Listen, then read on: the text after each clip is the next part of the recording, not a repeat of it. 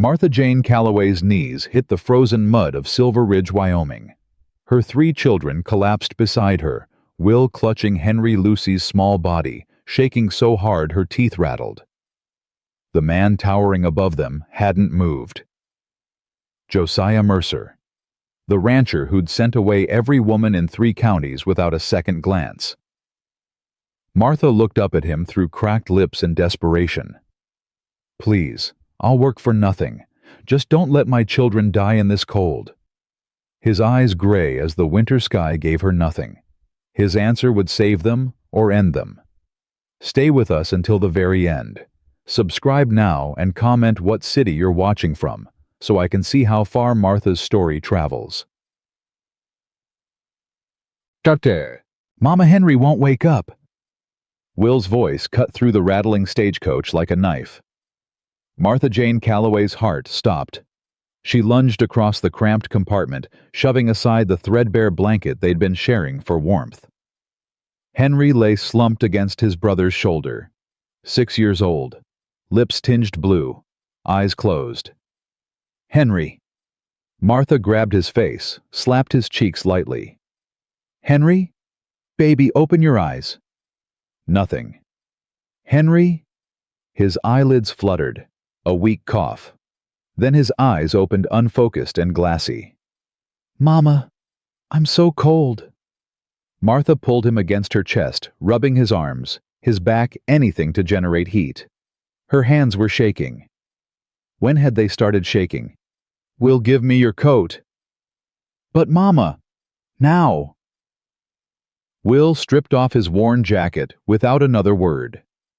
Martha wrapped it around Henry, layering it over her own shawl, already covering his thin body. Lucy whimpered from the corner, 4 years old, pressed against the coach wall, making herself as small as possible. Her blonde hair matted, her dress, the only one she owned, stained from weeks of travel. "Mama, are we gonna die?" The question hit Martha like a fist. She looked at her daughter's face, at Will's hollow cheeks, at Henry's blue lips slowly returning to something like color. 3 weeks on this stagecoach. 3 weeks of rationed food and freezing nights, and watching her children fade like candles running out of wick. "No, baby?" Martha's voice came out steady. How she didn't know. "We're not gonna die. We're almost there." "Where's their—" Martha didn't have an answer. She'd spent the last of their money on these tickets, fled Missouri with nothing but rumors. Montana needs people. Wyoming has work. Maybe there's a chance. Maybe was all she had left. The stagecoach lurched to a stop. "Silver Ridge," the driver hollered. "End of the line." Martha moved before she could think. She grabbed Lucy with one arm, pulled Henry up with the other. "We'll stay close." She kicked the door open and half fell into the frozen street. Cold. Cold like she'd never felt. Cold that sliced through her thin coat and found her bones and made her gasp for air that burned going down. Martha stumbled, nearly dropped Lucy. Will caught her arm, steadied her. "I got you, Mama." 10 years old. Acting 40. Carrying weight no child should carry because his father was dead and someone had to be the man. Martha hated what she'd made him become. She hated more that she couldn't change it. The general store. She spotted it across the street. "We need to get inside." They moved together, 4 bodies pressed close, sharing what little warmth they had. Lucy's arms wrapped around Martha's neck so tight it hurt to breathe. Henry stumbled with every step, Will half carrying him. The bell above the store door jangled as Martha pushed through. Warmth hit her like a physical force. A potbelly stove in the corner. Heat radiating in waves. Lucy made a sound something between a sob and a sigh, and pressed her face deeper into Martha's shoulder. "Help you." The woman behind the counter had iron-gray hair and eyes that missed nothing. Her gaze swept over them, the patched clothes, the hollow faces, the desperation clinging to them like a smell. Martha knew what she saw. Charity case, burden, problem. She'd seen that look in 4 towns already. "I need work." Martha kept her voice level. "Boarding for myself and my children. I can cook, clean, mend anything you need done. You got money. Not much. Then I can't help you. Please. There has to be someone hiring. Anyone. The woman H. Dawson. Her name tag read, shook her head slowly. Winter's coming hard and it's coming fast. Every ranch in 50 miles already has their help hired on. She paused, something flickering across her face. Nobody's looking for... She stopped herself. For what? Martha asked. Nobody's looking for what? A woman with 3 mouths to feed. The words landed like stones. Will's hand found Martha's. Squeezed. She squeezed back. I understand. Martha heard her own voice from somewhere far away. Is there at least somewhere we can get warm, just for an hour? Then we'll move on. Mrs. Dawson's face softened. Just barely. Look, I wish I could help. I truly do. But this town doesn't have resources to... The door opened behind them. Cold air rushed in, and with it a presence that seemed to fill the entire store. Martha turned. The man stood in the doorway like he'd been carved from the mountains behind him. Tall, broad, dark hair beneath a weather-beaten hat, a beard trimmed close to a jaw that looked like it had never learned to smile. But it was his eyes that stopped her. Gray, cold, empty. The eyes of a man who'd stopped feeling a long time ago. He looked at Martha, looked through her, then dismissed her entirely and walked to the counter. Mercer. Mrs. Dawson's voice shifted. Careful now. Almost nervous. Wasn't expecting you today. Need supplies. His voice was rough with disuse, like a tool left to rust. Wire, nails, coffee, that's all. He moved past Martha like she wasn't there, like her children weren't there, like they were ghosts already. Something broke inside her, or maybe something finally hardened. Wait. The word came out before she could stop it. He paused, didn't turn, just stopped. Are you hiring? Silence. 1 heartbeat. 2, 3. No. He still hadn't turned around. I can work. Martha stepped forward. Her voice didn't shake. She wouldn't let it. Any work. I'm not asking for charity, just a chance to earn shelter for my children. Now he turned. Those gray eyes swept over her, over Will standing rigid at her side, over Henry swaying on his feet, over Lucy's face pressed against her neck. I said no. I heard you. Then we're done. We're not. Something shifted in his expression, not anger exactly, more like confusion, like he wasn't used to people pushing back. Ma'am, my children haven't eaten a real meal in 6 days. Martha's voice stayed level, but something raw bled through. My son almost died of cold on that stagecoach an hour ago. My daughter asked me if we were going to die, and I couldn't tell her no with any certainty. She stepped closer, close enough to see the lines around his eyes, the old grief buried beneath the emptiness. I'm not asking you to save us. I'm asking you to let us work for the right to save ourselves. The store had gone silent. Mrs. Dawson stood frozen behind the counter. Even Lucy had stopped whimpering. Josiah Mercer stared at Martha for a long moment. Then his gaze dropped to Henry.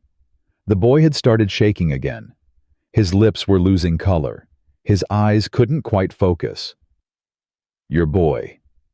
Mercer's voice changed. Something cracked beneath the ice.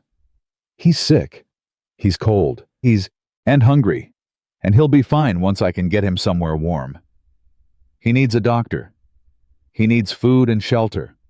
I can handle the rest. Mercer studied her face, searching for something.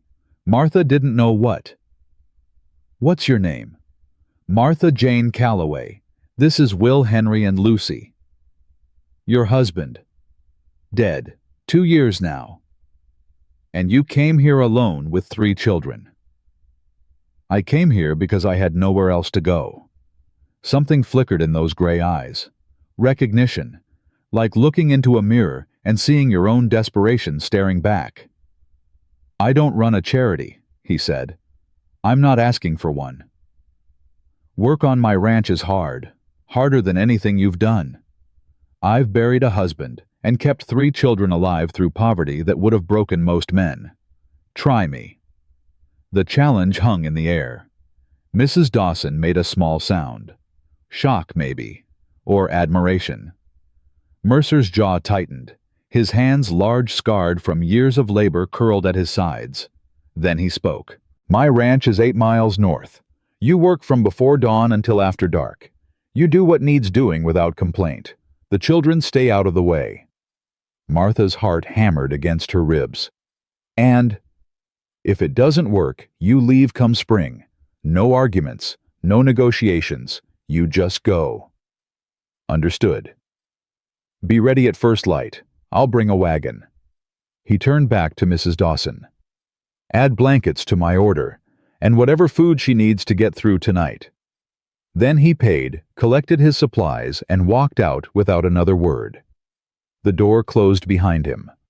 Martha stood in the sudden silence, her legs threatening to give way beneath her. "Well," Mrs. Dawson's voice was hushed, "in 30 years, I've never seen Josiah Mercer agree to anything." "What do you mean?"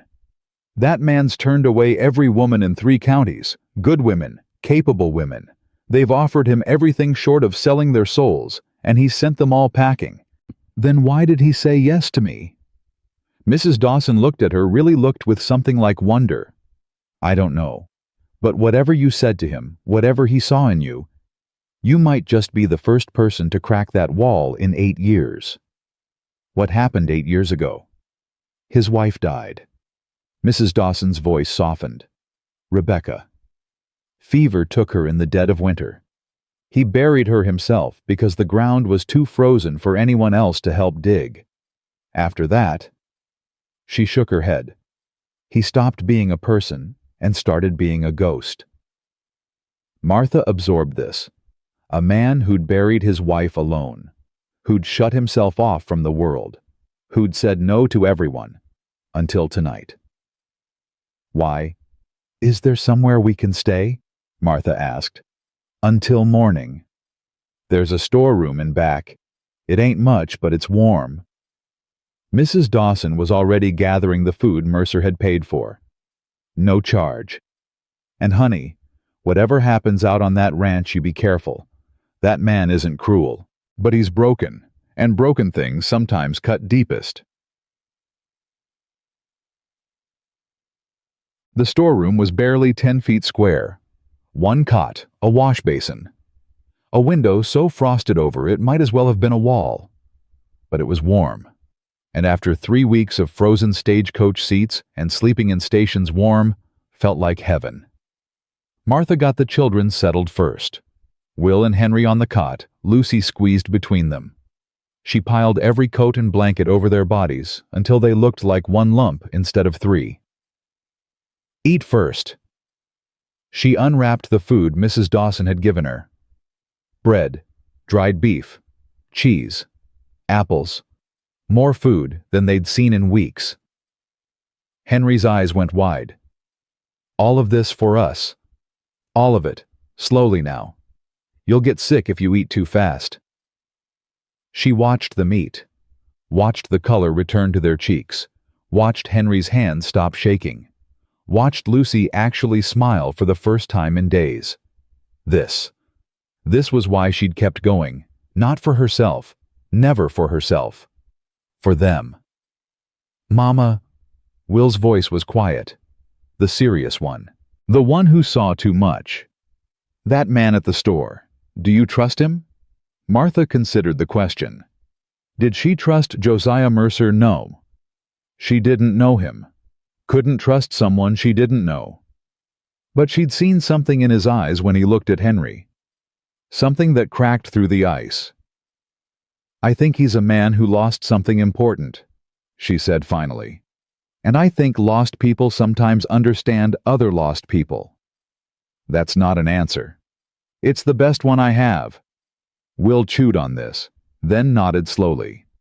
"I'll watch him," he said. "Make sure he doesn't hurt you or the others." "Will." "I'm the man now, Mama. Pa said so before he died. He said to take care of you." Martha's throat tightened. Samuel, her husband, dead 2 years now, buried in a grave she'd never see again. He'd been a good man, not always a smart one. The debts he'd left proved that, but good, kind. He'd loved his children with everything he had, and he'd put a burden on Will that no 10-year-old should carry. "Your father would be proud of you," Martha said softly. "But you don't have to be the man yet. You can just be a boy a little while longer." "No, I can't." Will's voice held no self-pity, just fact. "But that's okay, Mama. I don't mind." He did mind. She could see it in the shadows under his eyes, in the way his shoulders stayed tense even when he slept. But he'd never admit it. Never complain. Her brave, broken boy. Martha kissed his forehead. "Sleep now. Tomorrow's going to be hard." She sat on the floor after they fell asleep, her back against the wall, her eyes on the frosted window, thinking. Josiah Mercer. A name she hadn't known existed until 2 hours ago. Now her children's survival depended on him. What had he seen in her? Why had he said yes? "I came here because I had nowhere else to go." Maybe that was it. Maybe he recognized the desperation. Maybe he'd felt it himself once, standing in some other frozen town, begging some other stranger for a chance. Or maybe he just needed help badly enough to take a risk on a woman with 3 starving children. It didn't matter why. What mattered was tomorrow. Martha closed her eyes and tried to rest. But sleep wouldn't come. It hadn't come properly in weeks. Her mind kept racing, planning, calculating, worrying. What if the ranch was worse than the road? What if Mercer changed his mind? What if Henry's cough got worse? What if? The thoughts spiraled until she wanted to scream. Instead, she pressed her hand against her chest, felt her heart beating, and focused on that. Still alive, still fighting. Tomorrow would come. She'd face it then. She'd face it like she'd faced everything else. Alone. Dawn broke gray and bitter. Martha woke before light washed the sleep from the children's faces, did what she could to make them presentable. Not much she could do.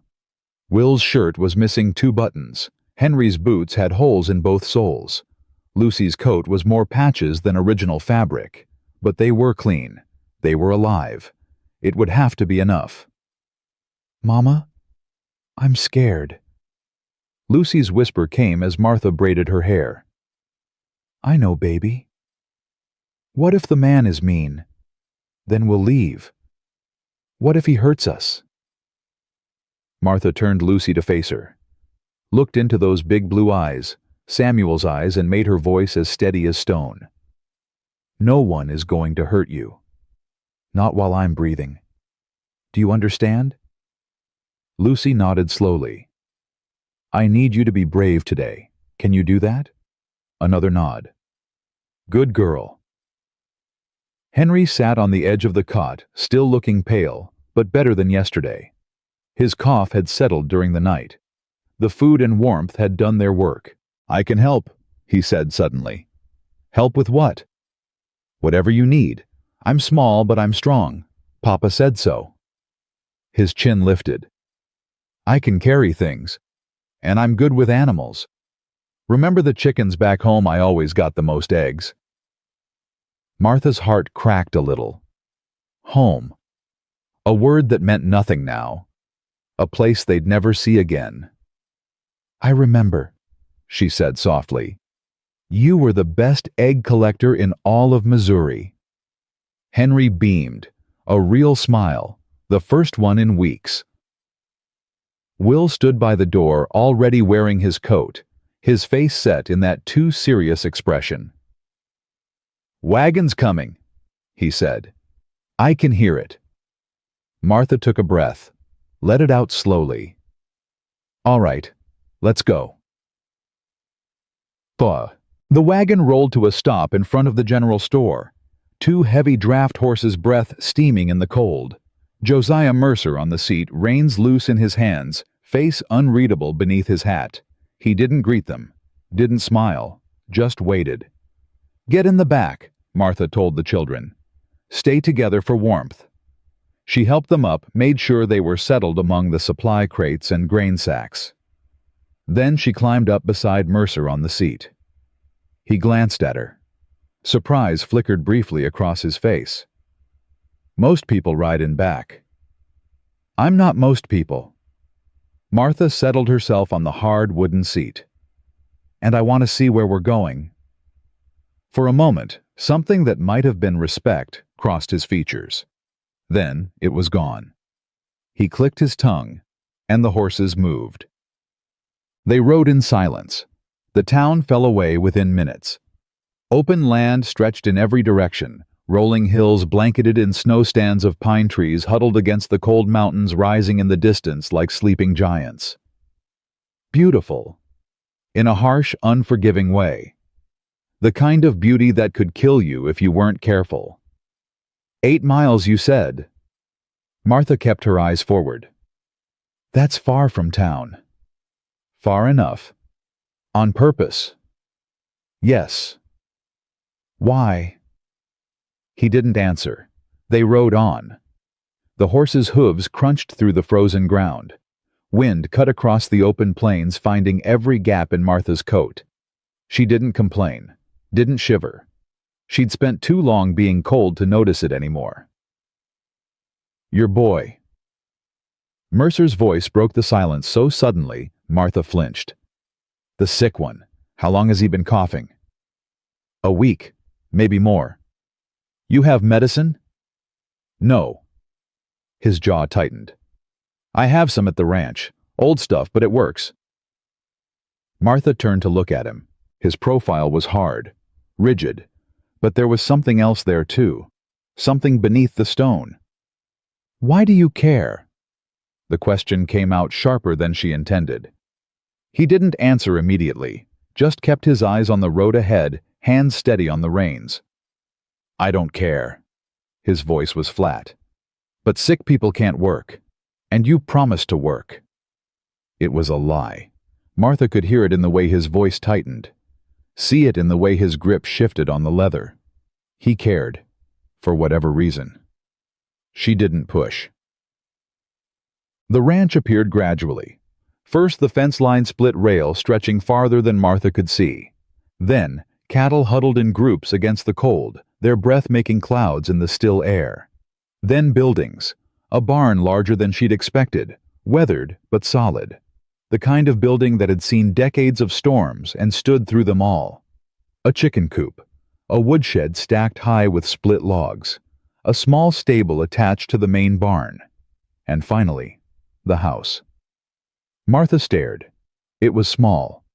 Single-story log construction with a porch wrapping around the front. Smoke curled from the chimney, promising warmth inside.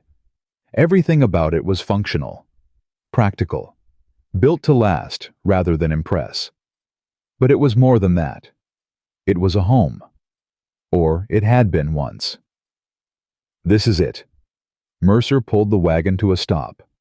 Get the children inside. I'll see to the horses. He climbed down and walked toward the barn without looking back. Martha sat for a moment staring at the house. Her children's faces appeared over the wagon's edge. Mama, Will's voice was cautious. Is this it? This is it. It's small. It's warm. Lucy peeked out her eyes wide. It looks nice. Nicer than the stagecoach. Henry said nothing. Just stared at the house with an expression Martha couldn't read. Come on. She climbed down, helped them out of the wagon. Let's see our new home. The inside stopped her cold. Not because it was bad, because it was empty. A main room with a stone fireplace, a table with 4 chairs, a kitchen area with a cast-iron stove radiating blessed heat, 2 doors leading to other rooms, a rifle mounted above the fireplace, a clock on the mantel, and nothing else. No decorations, no photographs, no signs that anyone actually lived here except the basics of survival. Except the books. Martha noticed them immediately. A shelf beside the fireplace filled with more volumes than she'd seen since leaving Missouri. History, poetry, novels. A Bible with worn edges. "There's books." Henry's voice held wonder. "Mama, look at all the books. I see them, baby." "Can I read one?" "We'll ask first." The front door opened. Mercer stepped inside, stomping snow from his boots. "Your room's through there." He gestured to one of the doors. "Mine's the other one. Don't go in it." Martha nodded. "Understood."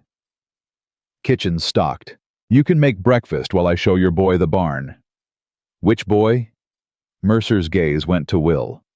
Something passed between them. Assessment, maybe. Sizing each other up. "The older one, if he's willing to learn." Will straightened. His shoulders went back. That too serious expression hardened into something like determination. "I'm willing." "Then come on. Work doesn't wait." They left together, the silent rancher and the boy trying too hard to be a man. Martha watched them go. Then she turned to face the kitchen and got to work. The stove was temperamental. Martha learned this the hard way. Her first batch of biscuits came out black, on the bottom barely cooked on top. The damper stuck. The heat ran uneven. The whole thing seemed to have a personality of its own. But she adjusted. She always adjusted. By the time footsteps approached from outside, she had coffee made, bacon fried eggs scrambled, and biscuits that were actually edible. The door opened. Mercer and Will came in together, both red-cheeked from cold. But Will looked different. His eyes were brighter. His shoulders weren't quite so hunched, and when he looked at Martha, there was something new in his face. Hope. "He showed me the horses." Will said the words tumbling out faster than she'd heard him speak in months. "They're huge, Mama. And the barn has a loft, and there are chickens, and he said I can help feed them tomorrow, and—" "Breathe, Will." He stopped, flushed, but the light didn't leave his eyes. Martha looked at Mercer. He stood by the door, hanging up his coat, acting like he hadn't just given her son the first real joy he'd felt in 2 years. "Thank you," she said quietly. He didn't acknowledge it, just moved to the table and sat down. "Smells good. It's simple, but filling." She served the food. Watched her children eat, really eat for the first time in weeks. Henry had seconds. Lucy cleaned her plate. Even Will, who usually ate like a bird, asked for more bacon. Mercer ate in silence, but she noticed he watched the children, watched their faces. Something unreadable in his expression. When breakfast was done, he stood. "There's mending in my room. Clothes that need fixing. Take them to your room to work on." Martha nodded. "After that, the house needs cleaning, proper cleaning. Hasn't been done in—" He stopped. Swallowed. A while. 8 years, Martha thought. 8 years since his wife died. 8 years of living alone in this house, full of ghosts. "I'll take care of it," she said. He nodded once, sharp, then turned to Will. "You ready for more work?" Will jumped up so fast he nearly knocked over his chair. "Yes, sir." Something flickered across Mercer's face. Pain, maybe. Or memory. "Don't call me sir. Josiah's fine." Then they were gone again. Martha stood in the quiet kitchen, surrounded by dirty dishes and the smell of bacon, and felt something she hadn't felt in longer than she could remember. Safety. It wasn't trust. Not yet. She didn't know this man didn't know what he was capable of. But for the first time in 2 years, she wasn't running. For the first time in 2 years, she had a place to stand. It would have to be enough. The days fell into rhythms. Martha learned the house like she'd learned everything else in her life, through work and observation and sheer stubborn refusal to fail. The stove needed the damper adjusted every hour. The floors creaked in 3 specific places. The kitchen pump stuck if you didn't prime it just right. The windows leaked cold air that no amount of rags could completely stop. She learned Josiah Mercer too. Learned that he woke before dawn and started the fire before anyone else stirred. Learned that he took his coffee black and strong, no sugar. Learned that he answered questions with as few words as possible, and sometimes didn't answer at all. Learned that he watched her children when he thought no one was looking. Not with suspicion, not with resentment, with something almost like hunger, like a starving man watching others eat. Will followed him everywhere. The boy who'd been so closed off, so careful, started opening like a flower toward sun. He asked questions constantly about the horses, about the cattle, about how things worked and why. And Josiah answered, every single time. Patient, thorough, teaching without condescension. He's good with him. Martha said it aloud one afternoon, watching through the window as Josiah showed Will how to mend a fence. Who? Lucy looked up from the dough she was helping knead. Mr. Mercer, with your brother. He's nice. Lucy considered this with the gravity only a 4-year-old could muster. Quiet nice, not loud nice like Papa was. Martha's throat tightened. That's a good way to put it, baby. Henry was different. He didn't follow Josiah the way Will did. Instead, he'd found the chickens. Every morning, before Martha even called him for breakfast, Henry was in the coop, talking to the hens, collecting eggs, making friends with a particular speckled hen he'd named Biscuit. She likes me best, he told Martha seriously one evening. She lets me pick her up. She doesn't let anyone else do that. Maybe you have a gift with animals. Papa said I did. Henry's face clouded briefly. He said I'd make a good farmer someday. Martha pulled him close, pressed a kiss to the top of his head. Your papa was right. 2 weeks passed, then 3. The house transformed under Martha's hands. Floors scrubbed until they gleamed. Windows washed. Clothes mended. Kitchen organized until everything had its proper place. And slowly, so slowly, she almost didn't notice it. The house started feeling less like a museum and more like a home. Then came the night that changed everything.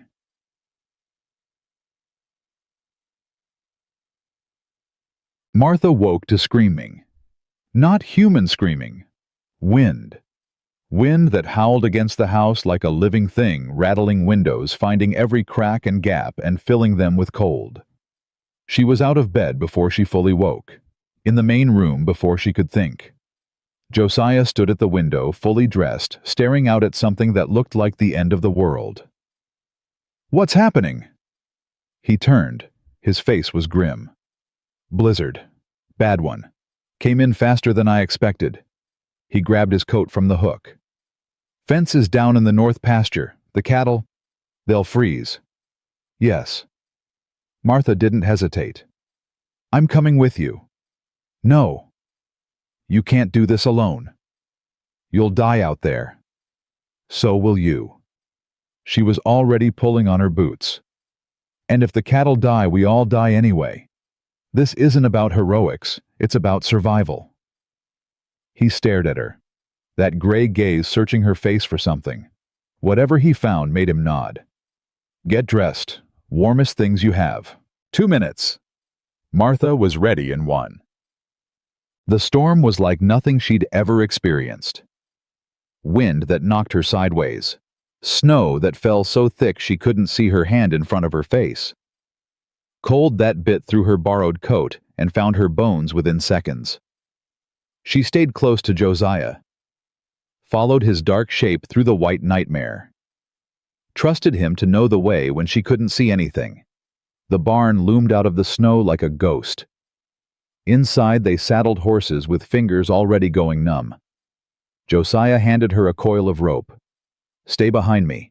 Follow exactly where I go. If you lose sight of me, follow the fence line back. Don't try to find me. Don't try to be brave. Just survive. Understand? Martha understood. I understand. They rode out into hell. Time stopped meaning anything. There was only the horse beneath her, the shape of Josiah ahead, the endless assault of wind and snow and cold. Her fingers went numb first, then her face, then something deeper, a core coldness that settled into her chest and made every breath a battle. But she didn't stop. Couldn't stop. The cattle appeared like phantoms, dark shapes huddled against a broken section of fence, lowing in distress. Martha dismounted. Her legs nearly gave out, but she forced them to hold. Josiah was already working hammering boards, stringing wire, his movements sharp and economical despite the cold. Martha helped, held boards while he nailed them, passed him wire, helped shove confused cattle back from the breach. She didn't feel her hands anymore. Didn't feel much of anything except the desperate need to keep moving, keep working, keep going. When the fence finally held, when the last cow was turned back toward shelter, Josiah grabbed her arm. She couldn't see his face through the snow, couldn't hear his voice over the wind, but she felt his hand, solid, real, alive. They rode back. In the barn, Martha's legs finally failed her. She slid off the horse and crumpled into the straw, unable to stand, barely able to breathe. Josiah was there, arms around her, lifting her up. "Can you walk?" Her voice came out a croak. "I don't know." "Try." She tried. Her legs were wooden, unresponsive, but she forced them to move. One step. Two. Josiah kept his arm around her waist, took most of her weight, got her inside. The house was warm. Will had kept the fire blazing. Henry and Lucy were curled together on the rug asleep. "Sit." Josiah guided her to the chair by the fireplace. "I'll get coffee." Martha sat, let the heat wash over her, felt her fingers start to burn as blood returned to them. Pain. But good pain. Living pain. Will appeared in the bedroom doorway. His face was white. "Mama." "I'm all right, sweetheart. I heard the storm, and you were gone, and I thought—" His voice broke. Martha held out her arms. Will crossed the room in 2 steps and threw himself against her, holding on like he'd never let go. "I'm here," she murmured into his hair. "I'm here. I came back." "Don't do that again." His voice was fierce, terrified. "Don't ever do that again." "I can't promise that." "Why not?" "Because sometimes the things worth protecting are worth risking everything for." Josiah returned with coffee. Saw them holding each other. Stopped. Something crossed his face. Pain, maybe, or longing. Then it was gone, and he handed Martha the cup with careful formality. "Drink. You'll feel better." Martha took it, wrapped her frozen fingers around the warmth. "Thank you." "You didn't quit." His voice was rough. "Out there, you didn't quit." Was that in doubt? Most people would have stayed inside where it was safe. Martha held his gaze. "I told you before, Mr. Mercer. I'm not most people." Something shifted in his expression. The wall cracked. Just a little. "No," he said quietly. "You're definitely not." He sat down across from her. They drank coffee in silence while the storm raged outside, and Will slowly relaxed against Martha's side. And somewhere in that silence, something changed. Not words, nothing as simple as words, just recognition. 2 people who'd stood against something that could have killed them. Neither had broken. That meant something. Martha wasn't sure what yet, but she intended to find out. The storm broke 3 days later. Martha stood on the porch at dawn, watching the sun turn the snow-covered world into a field of diamonds. Behind her, she could hear the children stirring. Henry talking to Lucy about Biscuit the chicken. Will asking Josiah something about the horses. Normal sounds, family sounds.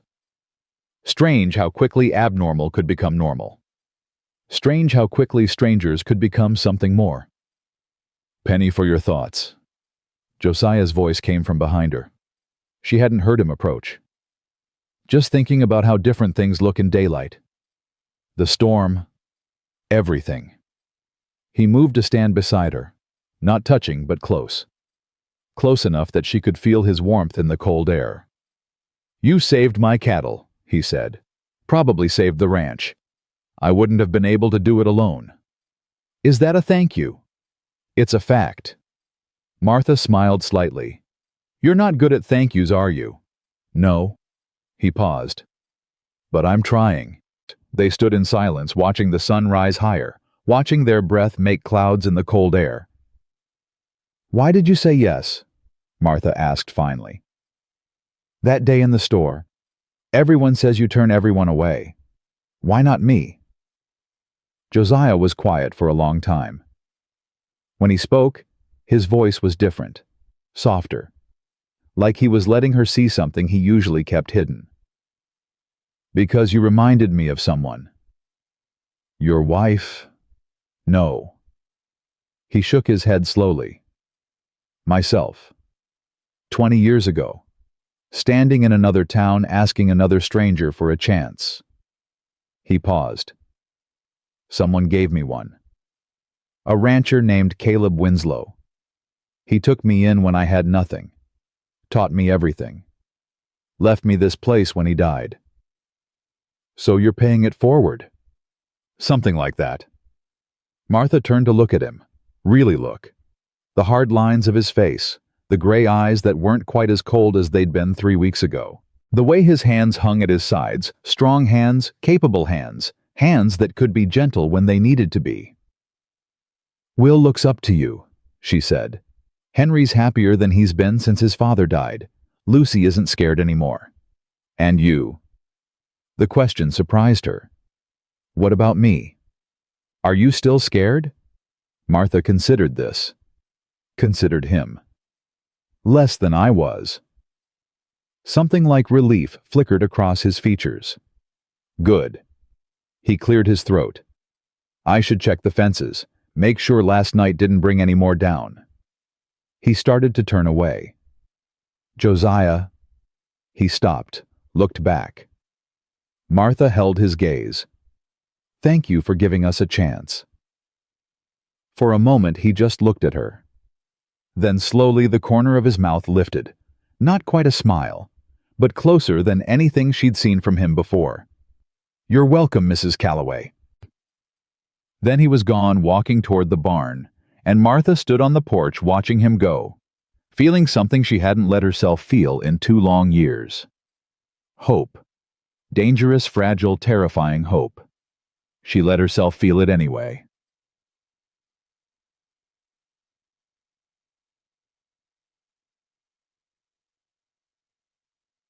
Chaturai. The weeks after the storm settled into something Martha hadn't expected. Peace. Not the fragile, waiting for disaster kind of peace she'd known in Missouri. Something steadier. Something that felt almost like it might last. She woke each morning before dawn, started the fire, put coffee on. By the time Josiah emerged from his room, the kitchen was warm and breakfast was cooking. They'd exchange a nod, nothing more, and he'd take his coffee to the porch while she finished preparing the meal. Small rituals, simple patterns, the bones of something being built. Will had transformed. The boy who'd arrived hollow-eyed and hunched now stood straighter, talked more, laughed occasionally. He followed Josiah everywhere, absorbing knowledge like dry earth drinking rain. "He asked me about branding today." Will told Martha one evening, his voice bright with excitement. "Said come spring he'll teach me how to do it proper. Said I've got steady hands." Martha looked at her son's face, really looked, and saw something she'd feared was gone forever. Joy. "That's wonderful, sweetheart." "Mama, do you think—" Will hesitated, suddenly uncertain. "Do you think Papa would mind that I'm learning from someone else?" The question hit Martha harder than she expected. She set down the shirt she'd been mending and pulled Will close. "Your Papa would be proud," she said firmly. "He'd be proud that you're learning, that you're growing, that you're becoming the man he always knew you could be. He wouldn't mind at all." "You promise?" "I promise." Will nodded slowly, then quieter. "I still miss him, but it doesn't hurt as much as it used to. Is that bad?" No, baby. That's healing. That's exactly what it's supposed to feel like. Henry had found his place too. The chickens had become his domain. He collected eggs each morning with the seriousness of a surgeon, reported to Martha about each hen's mood and productivity, and had lengthy conversations with Biscuit that he refused to share with anyone else. "She tells me secrets," he explained when Lucy asked. "I can't repeat them. That would be rude." Lucy herself had bloomed in unexpected ways. The fearful, clinging child who'd arrived at the ranch had started venturing out first to the porch, then to the barn, then wherever her curiosity led her. And increasingly, that curiosity led her to Josiah. Martha first noticed it on a Tuesday afternoon. She was scrubbing the kitchen floor when she heard Lucy's voice drifting through the window. "Why do you talk to the horses?" Josiah's response was too low to hear. "But they can't talk back," Lucy pressed. "That's silly." A pause. Then Josiah's voice slightly louder. "Sometimes the best listeners are the ones who can't talk back. They just hear. No judgment, no advice. Just hear." "Oh." Lucy considered this. "Like when Mama holds me and doesn't say anything." "Something like that. Do the horses like you?" "I reckon they tolerate me." "What's tolerate mean?" "It means they put up with me even when I'm difficult." "Are you difficult?" A long pause. Then so quiet, Martha barely caught it. "Sometimes." "Yes." Martha set down her brush and moved to the window. Josiah sat on an overturned bucket outside the barn, a harness in his hands that he was supposedly repairing. Lucy stood beside him close enough that her small hand rested on his knee. She'd never seen her daughter touch him before. She'd never seen Josiah allow anyone to touch him. "I think the horses like you," Lucy said decisively. "And Biscuit likes you too. Henry said so." "Did he now?" "Uh-huh. He said you're quiet, but you're not mean. He said that's the best kind of person." Josiah's hands stilled on the harness. "Your brother's a smart boy." "I know." Lucy's tone was matter-of-fact. "Mama says he gets it from Papa, but Will says I'm smart too, just different smart." "What kind of smart are you? Heart smart?" Lucy tapped her chest. "I know when people are sad, even when they pretend they're not." She tilted her head, studying Josiah's face. "You're sad a lot, but you're getting less sad. I can tell." Martha held her breath. Josiah was silent for a long moment. When he spoke, his voice was rough. "You might be the smartest person I've ever met, Lucy Calloway." Lucy beamed. "Mama says that too, but I think she's just being nice." "I'm not being nice. I mean it." "Oh."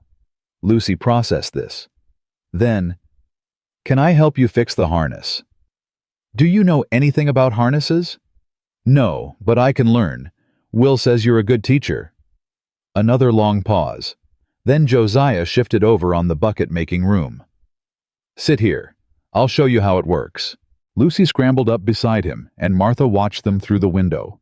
The broken man and the 4-year-old girl heads bent together over a piece of leather and felt something crack open in her chest. She turned back to her scrubbing and didn't try to name what she was feeling. Some things were too fragile for words. That night, after the children were asleep, Martha found herself unable to settle. The house was quiet, the fire burning low, and restlessness drove her to the main room, where she found Josiah at the table, with a ledger open before him. "Can't sleep?" she asked. He looked up. Something flickered in his eyes, surprise maybe at finding her there. "Accounts." He gestured at the ledger. "Trying to figure how we'll make it through to spring." "We..." The word hung between them. Josiah's jaw tightened. "The ranch. How the ranch will make it." Martha moved closer, looking at the numbers spread across the page. She could read unusual enough for a woman of her station, but more than that, she understood what she was seeing. "You're short." "Some?" "More than some." She traced a column with her finger. "Feed costs are too high. And you're planning for repairs that should have been done last summer. He stared at her. You can read ledgers. I can read most things. My mother was a teacher before she married. She taught me everything she knew. Martha pulled out the chair across from him and sat down. Show me the rest. For a moment she thought he'd refuse. Close the ledger shut her out retreat behind those walls he'd built so carefully. Instead, he turned the book toward her. Here. And here. He pointed to 2 columns. Those are the problems.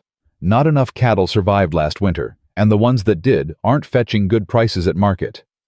Martha studied the numbers, her mind working through possibilities. What about the south pasture you mentioned? It needs clearing. Been meaning to get to it for 2 years. Never had the hands. You have hands now. Will's young, but he works hard. I can help too once the spring thaw comes. Josiah shook his head. That's not women's work. I didn't realize survival had a gender. Martha met his eyes evenly. I've dug ditches, Mr. Mercer. I've hauled water and chopped wood and done everything a man can do because there was no man to do it. If clearing a pasture is what keeps this ranch alive, then I'll clear it. He stared at her for a long moment. You're serious. I'm always serious about keeping my children fed. Something shifted in his expression.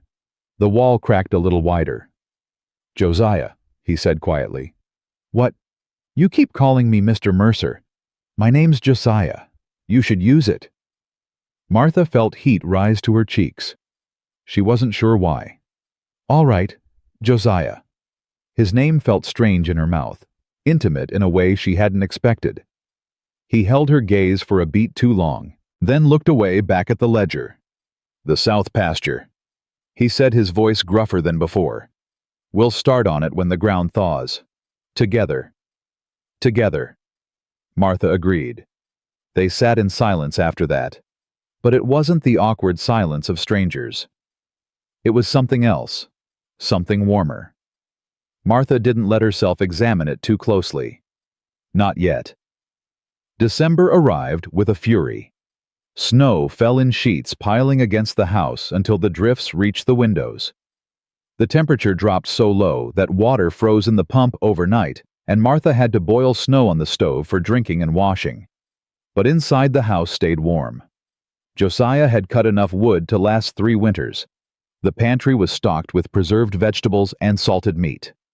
The children had warm clothes. Martha had spent weeks sewing new shirts for Will and Henry, a proper coat for Lucy, from fabric Josiah had brought back from town without being asked. You didn't have to do that, Martha had said when he handed her the package. Children need proper coats. That's not what I meant. He'd looked at her, then something unreadable in his eyes. I know what you meant.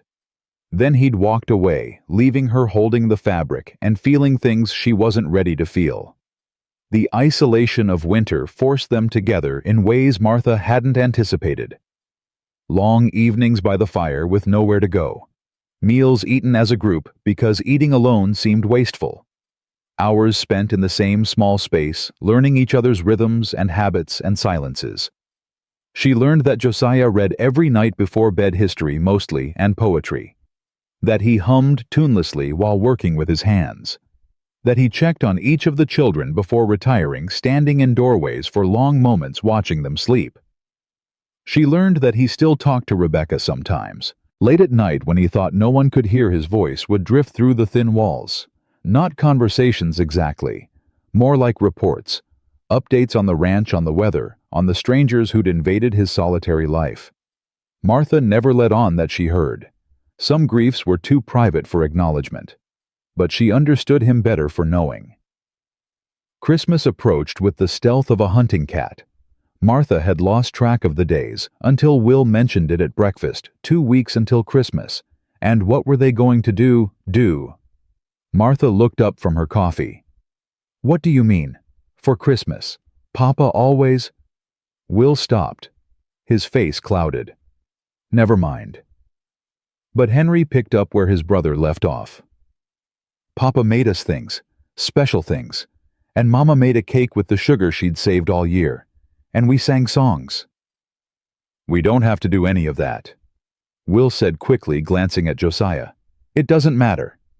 But it did matter. Martha could see it in the way Henry's shoulders slumped, in the way Lucy's eyes dropped to her plate.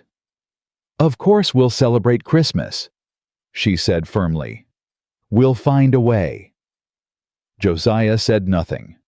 Just finished his breakfast and headed outside with Will, same as every morning.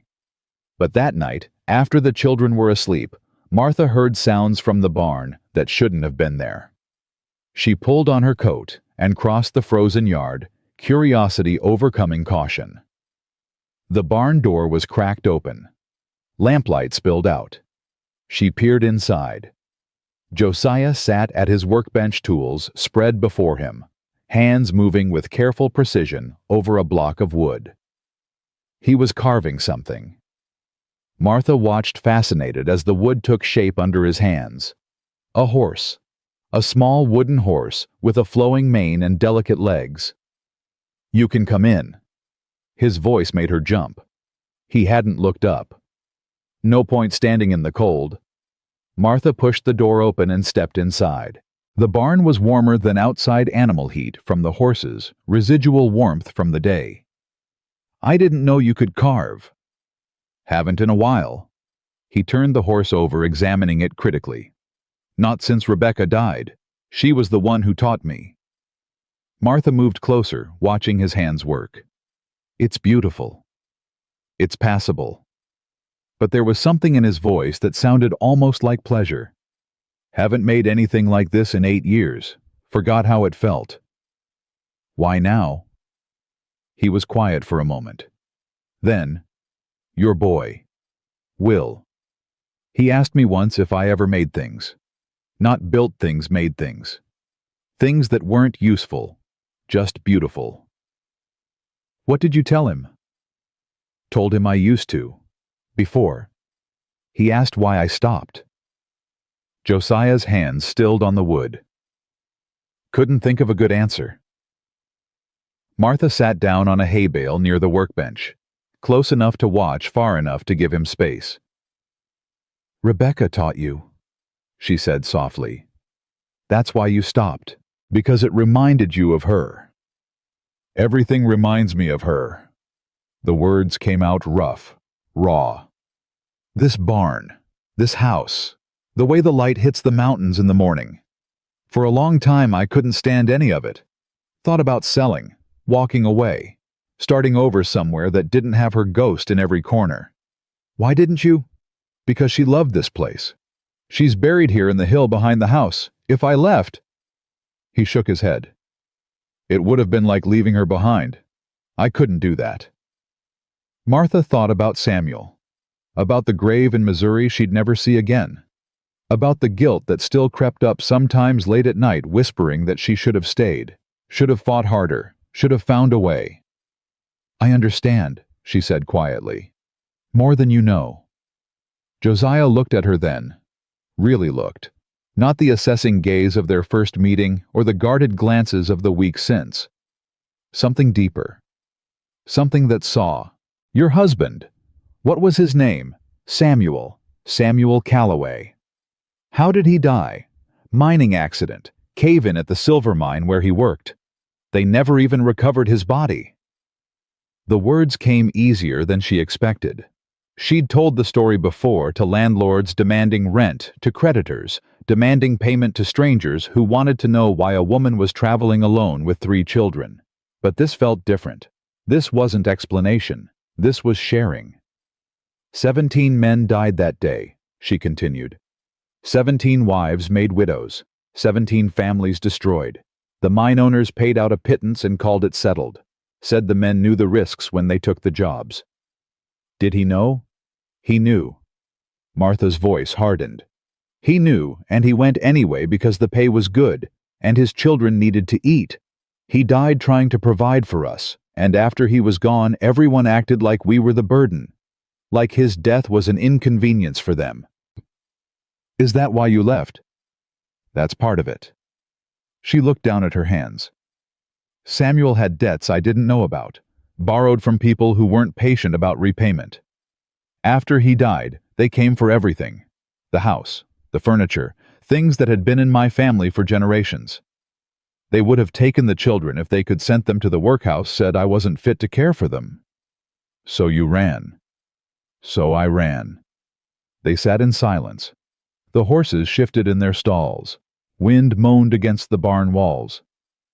You're safe here, Josiah said finally. Whatever happened in Missouri, whoever's looking for you, they won't find you here. I won't let them. Martha's throat tightened. You don't even know me. Not really. Why would you? I know enough. His voice was fierce, certain. I know you walked into a blizzard to save my cattle. I know you work harder than anyone I've ever met. I know your children love you so much they'd follow you into hell if you asked. That's enough. That's more than enough. She couldn't speak. Words had abandoned her. Josiah looked away back at the wooden horse in his hands.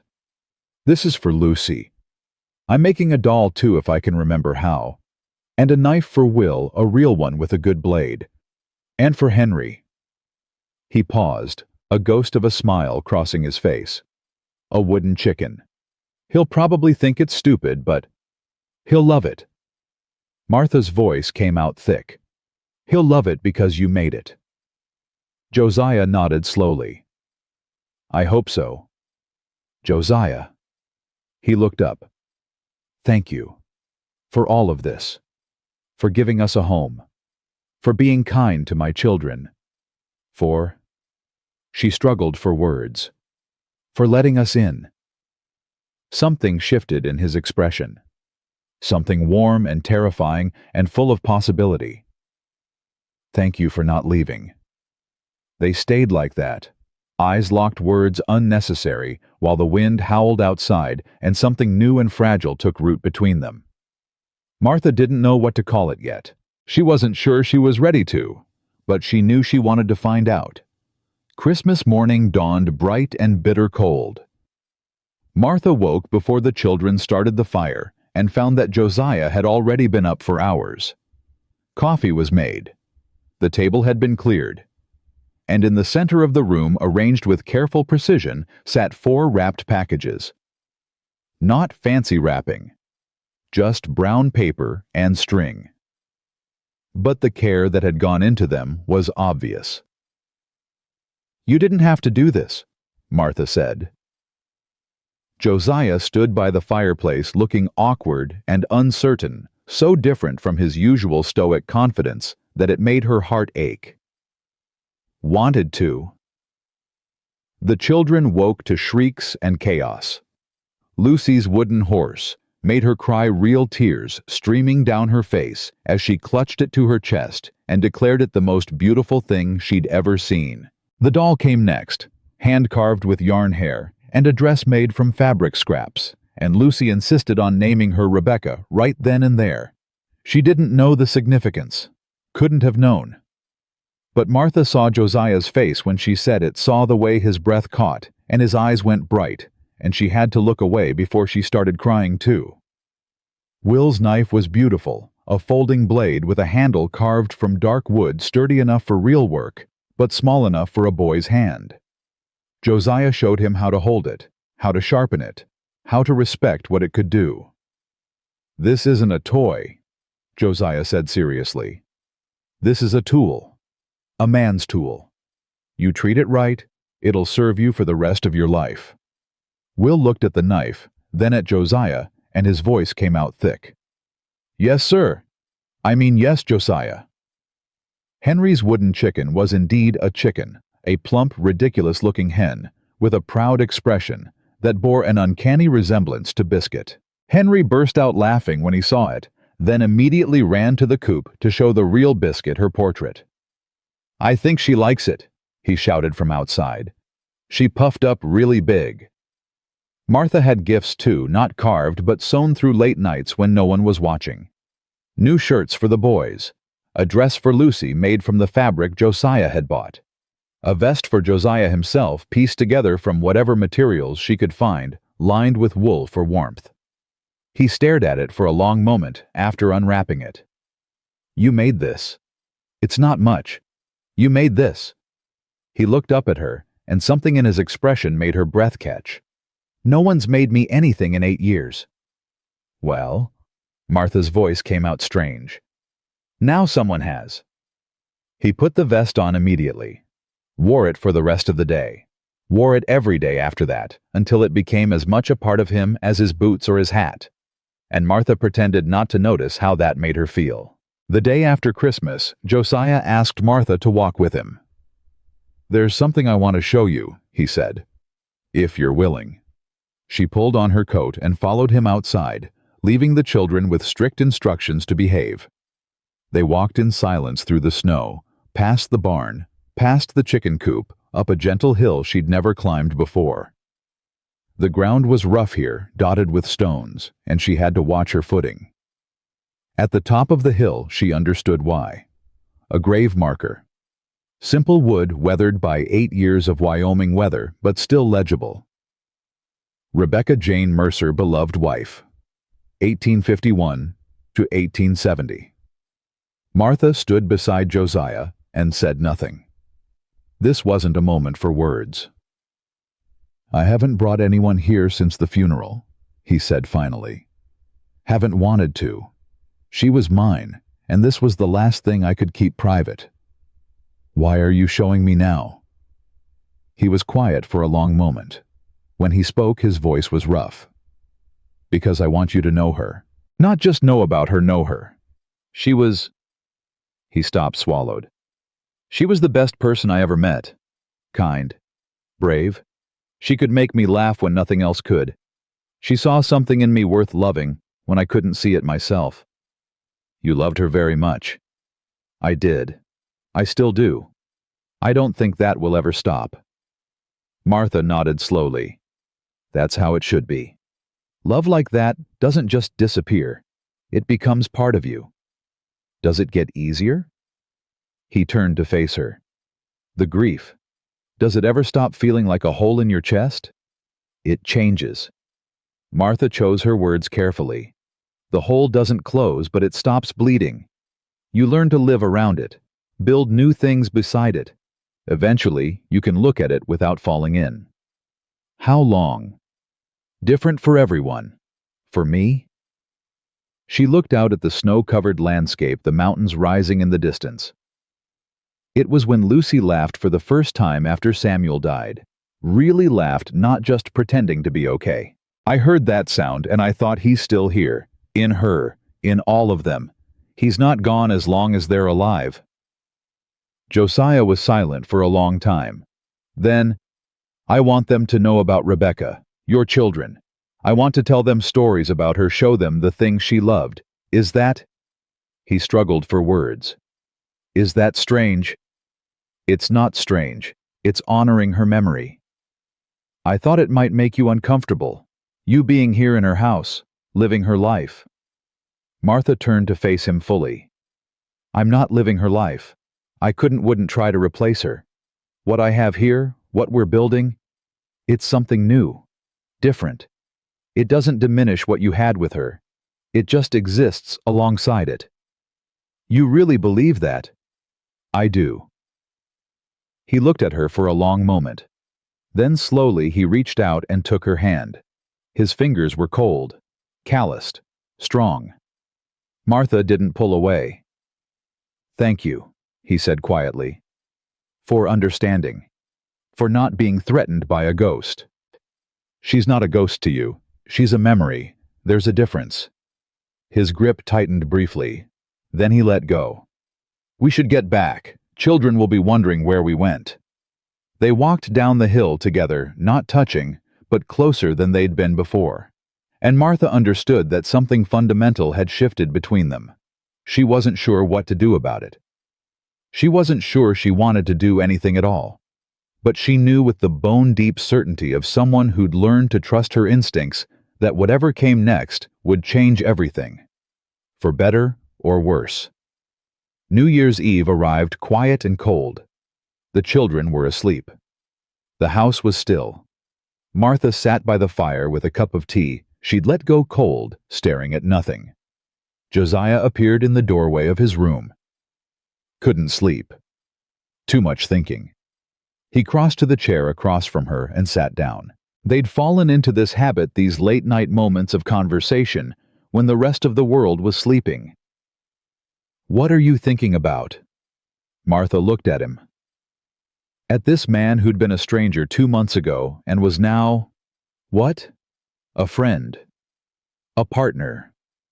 Something more.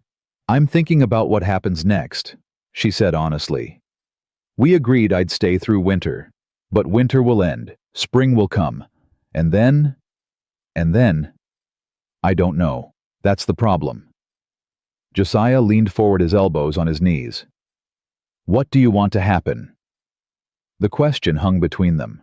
Martha could lie, could give a safe answer about finding work elsewhere, starting over somewhere new, could protect herself from the risk of wanting something she might not get to keep. But she was tired of lying, tired of protecting herself, tired of running. "I want to stay," she said quietly. "Here. With my children. With you." His breath caught. She heard it clearly in the silent room. "You mean that?" "I mean it." She held his gaze. "But I need to know, is that something you want too? Or have I been reading this all wrong?" Josiah was still for so long she thought she'd made a terrible mistake. Then he stood, crossed the space between them, knelt beside her chair. "I haven't let myself want anything in 8 years, he said, his voice rough. "I didn't think I was allowed. Didn't think I deserved it. But you and your children, you've made me remember what wanting feels like." "Josiah? Let me finish." He took her hands in his. "I'm broken, Martha. I've got more damage than one man has a right to carry. I'm terrible at talking about feelings. I'll probably make you angry at least once a week for the rest of your life. But if you're willing to stay, if you can look at all my broken pieces and still want to be here, then I want you to stay. More than I've wanted anything in 8 years. Martha's eyes burned with tears she refused to shed. "That's not a proposal," she said, her voice thick. "No." His hands tightened on hers. "That's a promise. When I propose, and I will when the time is right, I want you to be sure. Sure of me, sure of this life, sure that you're not just choosing safety, but choosing something you actually want. And in the meantime, we keep building what we've started, day by day, moment by moment, until staying isn't a question anymore, it's just the truth of who we are." Martha reached up and touched his face, felt the rough stubble, the strong jaw, the warmth of skin that had been cold for so long. "I think I could love you," she whispered, "given time. I think I'm already halfway there." His voice cracked on the words. "God help me, Martha. I never meant for this to happen." "Neither did I." They stayed like that as the fire burned low, and the old year died, and the new year was born. Not kissing, not yet. Just holding each other in the darkness, and finally letting themselves hope. Old Plonk. January passed in a blur of snow and quiet contentment. Martha caught herself humming while she worked now. Small thing, but she noticed it because she couldn't remember the last time she'd hummed. Couldn't remember the last time her body felt light enough for music. The children noticed too. "Mama's happy," Lucy announced one morning at breakfast apropos of nothing. "Her face is different." "Different how?" Will asked, not looking up from his eggs. "Softer, like when Papa used to make her laugh." The table went quiet. Martha felt heat rise to her cheeks. Josiah's fork paused halfway to his mouth. "Well," Martha said carefully, "I suppose I am happy. We have a warm house, good food, and each other. That's plenty to be happy about." "And Josiah," Henry added. "We have Josiah too." "Yes." Martha's eyes met Josiah's across the table. "We have Josiah too." Something passed between them. Something the children were too young to name, but old enough to sense. Will looked between them, his expression unreadable. Then he went back to his eggs. After breakfast, while the children scattered to their various tasks, Josiah lingered by the door. "Your daughter sees too much." "She always has. Her father used to say she was born with old eyes." She's not wrong, though. He pulled on his gloves, not quite meeting her gaze. About your face being different. Is that a good thing or a bad thing? Good. He finally looked at her. Definitely good. Then he was gone out into the cold, and Martha stood in the warm kitchen, feeling like a girl half her age. February brought a thaw. Not spring. Wyoming was months away from spring, but a softening. The brutal cold eased into something merely harsh. The snow stopped falling quite so relentlessly, and the sun, when it appeared, held a promise of warmth to come. It also brought visitors. Martha heard the horses before she saw them. 2 riders approaching from the south, moving with the purposeful pace of people who knew where they were going. She stepped onto the porch, wiping her hands on her apron, as Josiah emerged from the barn. "You expecting anyone?" she called. "No." He moved to stand beside her, his hand resting casually near the rifle he kept by the door. The riders drew closer. A man and a woman, both well-dressed for travelers, both carrying themselves with the particular stiffness of people uncomfortable on horseback. City folk. Martha could spot them a mile away. They stopped in front of the house.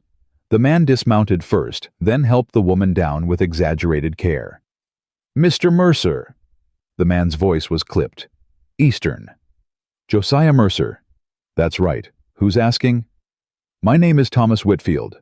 This is my wife Eleanor." He paused, his eyes sliding to Martha. "We're looking for a woman named Martha Calloway. We were told she might be here." Martha's blood turned to ice. "I'm Martha Calloway. What do you want?" Eleanor Whitfield stepped forward. She was perhaps 50, handsome in a severe way, with gray-streaked hair pulled back tight and eyes that missed nothing. "Mrs. Calloway." Her voice dripped with false warmth. "I'm your late husband's aunt, Samuel's father's sister. We've been searching for you for quite some time." Martha's mind raced. Samuel had never mentioned an aunt, never mentioned any family at all, except parents who'd died before she met him. "I didn't know Samuel had an aunt. We were estranged." Eleanor's smile didn't reach her eyes. "A family disagreement years ago. But when we heard about poor Samuel's death, and learned that his widow and children had simply vanished." "We became concerned," Thomas finished. "A woman alone with 3 young children. Surely you can understand our worry." Josiah shifted beside Martha. His hand had moved closer to the rifle. "What exactly are you worried about?" he asked, his voice dangerously calm. "The children, of course." Eleanor's gaze swept over the ranch with barely concealed disdain. "This is hardly a proper environment for raising young ones. The isolation, the primitive conditions." "There's nothing primitive about this ranch." Martha's voice came out harder than she intended. "My children are fed, clothed, warm, and loved. That's more than they had in Missouri after Samuel died. Yes, we heard about the difficulties." Thomas exchanged a look with his wife. "The debts, the creditors, quite unfortunate." "Unfortunate." Martha's hands curled into fists. "That's one word for it. The point is," Eleanor cut in smoothly, "we're here to offer help. The Whitfield family has resources. We could provide a proper home for the children, education, opportunity." "You could take them, you mean?" "We could give them a better life." The words hung in the cold air. Martha felt Josiah move closer to her, not touching, but present. Solid. A wall between her and whatever these people represented. "Let me be clear," Martha said, her voice steady, despite the terror clawing at her chest. "My children are not going anywhere. They have a home, they have a family, and no amount of money or opportunity will change that." Eleanor's expression hardened. "Mrs. Calloway, I don't think you understand your position. You're a widow living unmarried with a strange man in a territory with barely any law. If we chose to pursue legal custody of those children, you'd lose." Josiah's voice cut through Eleanor's threat like a blade. "Excuse me. I said you'd lose." He stepped forward, and something in his posture made both Whitfields take an involuntary step back. "Mrs. Calloway came to this ranch as my housekeeper. She and her children live in separate quarters properly chaperoned. There's not a judge in Wyoming who'd call that arrangement improper. But, furthermore, Josiah wasn't finished. If you're truly Samuel Calloway's family, you'll know that he died owing money to half of Missouri. Money that Martha here has been working to repay honorably and honestly. Where were you when the creditors came knocking? Where were you when she had to choose between feeding her children and paying her husband's debts? Eleanor's mouth opened, closed, opened again. We didn't know. You didn't care. Martha found her voice again. Samuel never mentioned you because there was nothing to mention. You weren't family to him. You're not family to his children. And if you think you can waltz in here after 2 years of nothing and claim some kind of right, Mrs. Calloway. Thomas held up his hands. There's no need for hostility. We simply wanted to offer assistance. Then offer it from a distance. Send money if you want. But you're not taking my children. Not today. Not ever. Silence stretched between them. Finally, Eleanor straightened her spine, her face settling into cold disapproval. This isn't over, Mrs. Calloway. We have lawyers. We have influence. And when the courts hear how you've been raising those children in a shack in the middle of nowhere with a man who's not their father, that's enough. The voice came from behind Martha. Will stood in the doorway, his face pale but determined. He must have heard everything. Ma'am, he said, his voice steady despite his fear. I'm 10 years old. I remember my father. I remember my life before he died. And I'm telling you now, this is the best my family's had it since he passed. Mr. Mercer treats my mother with respect. He's teaching me how to be a man. My brother and sister are happy for the first time in years. He stepped out onto the porch, positioning himself beside Martha. You want to take us away from that? You'll have to drag us, and I'll fight you every step of the way. Martha's heart swelled with pride and broke with sorrow in the same moment. Her boy, her brave, broken boy, standing up to adults who wanted to tear his world apart. Eleanor stared at Will for a long moment. Then she turned to her husband. Thomas, we're leaving. But now. They mounted their horses without another word. Eleanor paused once, looking back at Martha with an expression that promised this wasn't finished. Then they rode away. Martha's legs gave out the moment they disappeared over the hill. Josiah caught her before she hit the ground. I've got you. His voice was rough in her ear. I've got you. They're going to take them. Her voice came out ragged. They're going to find a way. They're not taking anyone. You don't know that. They have money. They have lawyers. They have nothing. Josiah turned her to face him, his hands firm on her shoulders. Listen to me. They have nothing. You're the mother of those children. You've cared for them, provided for them, loved them. No court in this territory is going to take children from a mother who's done nothing wrong. But living here with you is perfectly proper. His jaw tightened. Though if it would help, if it would protect the children. He stopped, swallowed hard. If what would help? Martha asked. Josiah looked at her for a long moment. Then he dropped to one knee in the frozen mud of the yard, still holding her hands. Marry me. The words hit her like a physical blow. Josiah? I know it's not romantic. I know this isn't how you imagined being asked. But those people are going to come back with lawyers and judges and every legal trick they can think of. And the best way to fight them is to show that your children have a family, a real, legal, unquestionable family. You don't have to do this. I know I don't have to. His voice cracked. I want to. I've wanted to since New Year's Eve. I was just waiting for the right moment, and this isn't it. This is possibly the worst moment in history, but... Yes. He froze. What? Yes. Martha's voice came out thick. I'll marry you. You will? Did you think I'd say no? I thought you'd want time, want to be sure, want I've had time." She knelt down to meet him in the mud, their faces inches apart. "I've spent 2 months watching you with my children. Watching you teach my son and make my daughter laugh and earn my youngest's trust. I've spent 2 months learning who you are underneath all those walls. And who am I? A good man." Her voice broke. "A broken man who's trying to be whole again. A man who lost everything and somehow found the courage to let people back in. Martha, I love you." The words came out before she could stop them. "I didn't mean to. Didn't think I could after Samuel. But I do. I love you, Josiah Mercer, and yes, I'll marry you." He kissed her. Not gentle, not hesitant.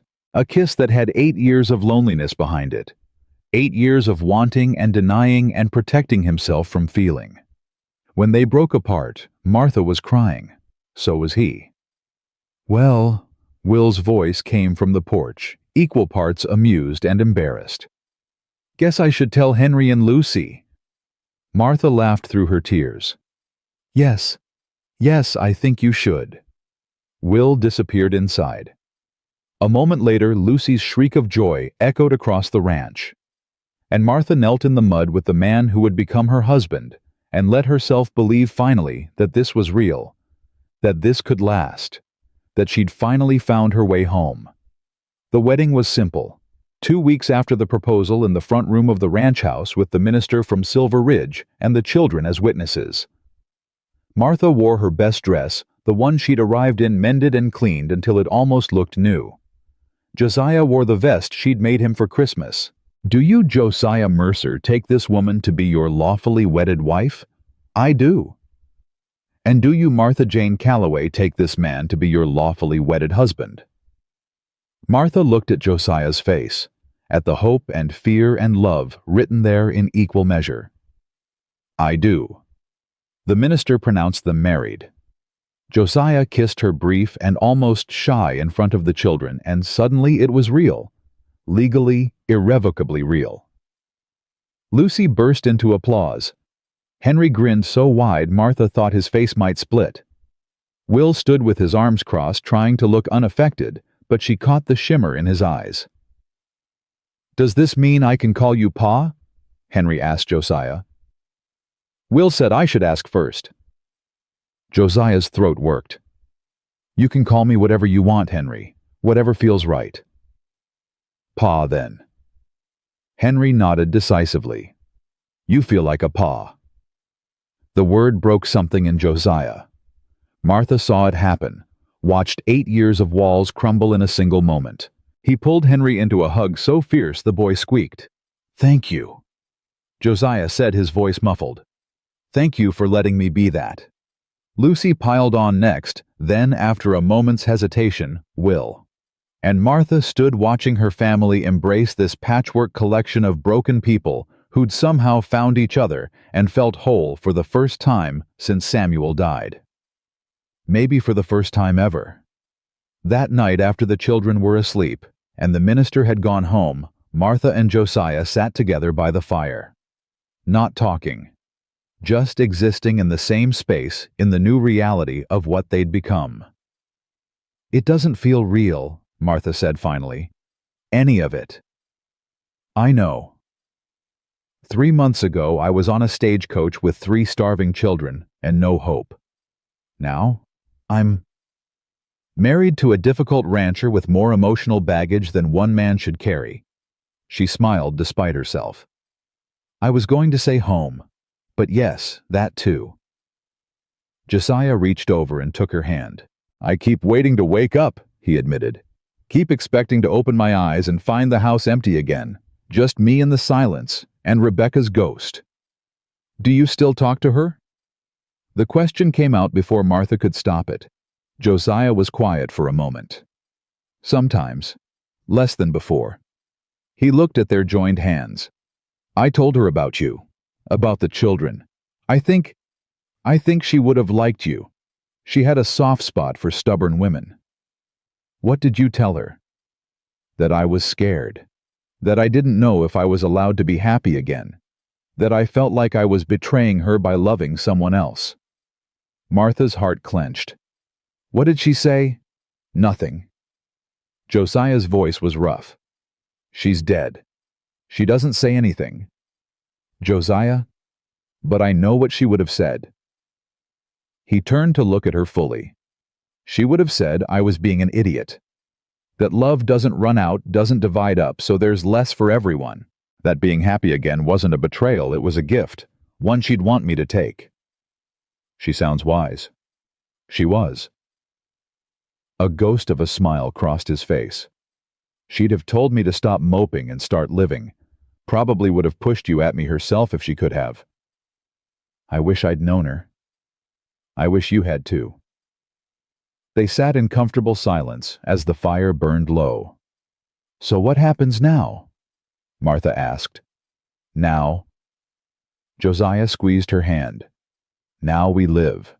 We raise your children. We run this ranch. We face whatever comes, the Whitfields, the weather, the world together. Together. Martha tested the word. I haven't had it together in a long time. Neither have I. He lifted her hand to his lips, kissed her knuckles. Reckon we'll figure it out as we go. Reckon we will. He smiled, then a real smile, not the ghost of one, and Martha felt something loosen in her chest. Some last lingering fear that this was too good to be true, that she'd wake up back on that stagecoach with nothing. But she was here. He was here.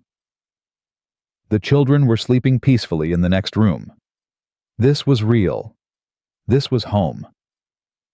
March arrived with the kind of weather that couldn't make up its mind. Snow one day, rain the next, mud everywhere in between.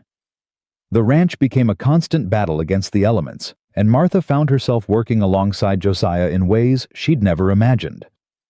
They cleared the south pasture together, just as they'd planned. Martha hauled brush and stones, while Josiah cut down dead trees. Will helped where he could, learning to use an axe with growing confidence.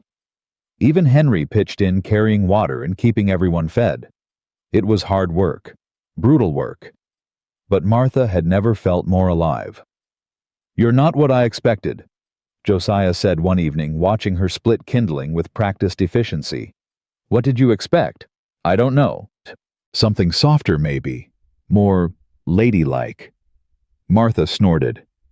I was never ladylike. Ask anyone in Missouri. I was the scandal of the county, a woman who worked alongside her husband, who spoke her mind, who refused to play the proper wife. Samuel didn't mind. Samuel loved it. She set down the axe, wiping sweat from her forehead. He used to say I was worth 3 hired hands and looked better in a dress. He meant it as a compliment. Sounds like a good man. He was. Martha's voice softened. Flawed, sometimes foolish, but good. He would have liked you, I think. You think so? I know so. He respected people who worked hard and said what they meant. That was important to him. Josiah was quiet for a moment. I hope I can live up to that. To what he was for you. For the children. Martha crossed to him, took his face in her hands. You're not replacing him. You're not trying to be him. You're building something new with us. Something that exists because of who you are, not who he was. Is that enough? It's everything. She kissed him right there in the muddy yard, with the children probably watching from the windows. Let them watch. Let the whole world watch. She was done hiding. Done being afraid. She was home, and she was staying. The letter arrived in late March. Martha was making bread when she heard horses approach. She wiped her hands and went to the door, expecting to see one of the neighboring ranchers, or maybe the minister again. Instead, she saw a courier in a crisp uniform holding an envelope like it might explode. Mrs. Martha Mercer. Her new name still felt strange. That's me. Legal correspondence from the territory of Wyoming. He handed her the envelope. You've been served. Then he was gone, riding back toward town before Martha could ask questions. Her hands shook as she opened the envelope. The words swam before her eyes, but she caught enough. Petition for custody. Minor children. Unfit environment. Whitfield family claims. Martha. Josiah's voice came from behind her. What is it? She handed him the letter, unable to speak. He read it. His face went pale, then red, then settled into something cold and hard. They're claiming Lucy isn't yours. What? They're saying she's not Samuel's biological daughter. That he adopted her from some other woman before you were married, and that makes her a Whitfield by blood. Martha's legs gave out for the second time in a month. This time, there was no one to catch her. Yo. Chumchua. Martha sat on the floor where she'd fallen, the letter crumpled in her fist, her mind refusing to process what she'd read. Not Samuel's biological daughter. Lucy. Her Lucy. The child she'd raised from infancy, nursed through fevers, held through nightmares, loved with every fiber of her being. Not hers by blood. Martha. Josiah knelt beside her, his hands on her shoulders. Martha, look at me. She couldn't. If she looked at him, she'd fall apart completely. Is it true?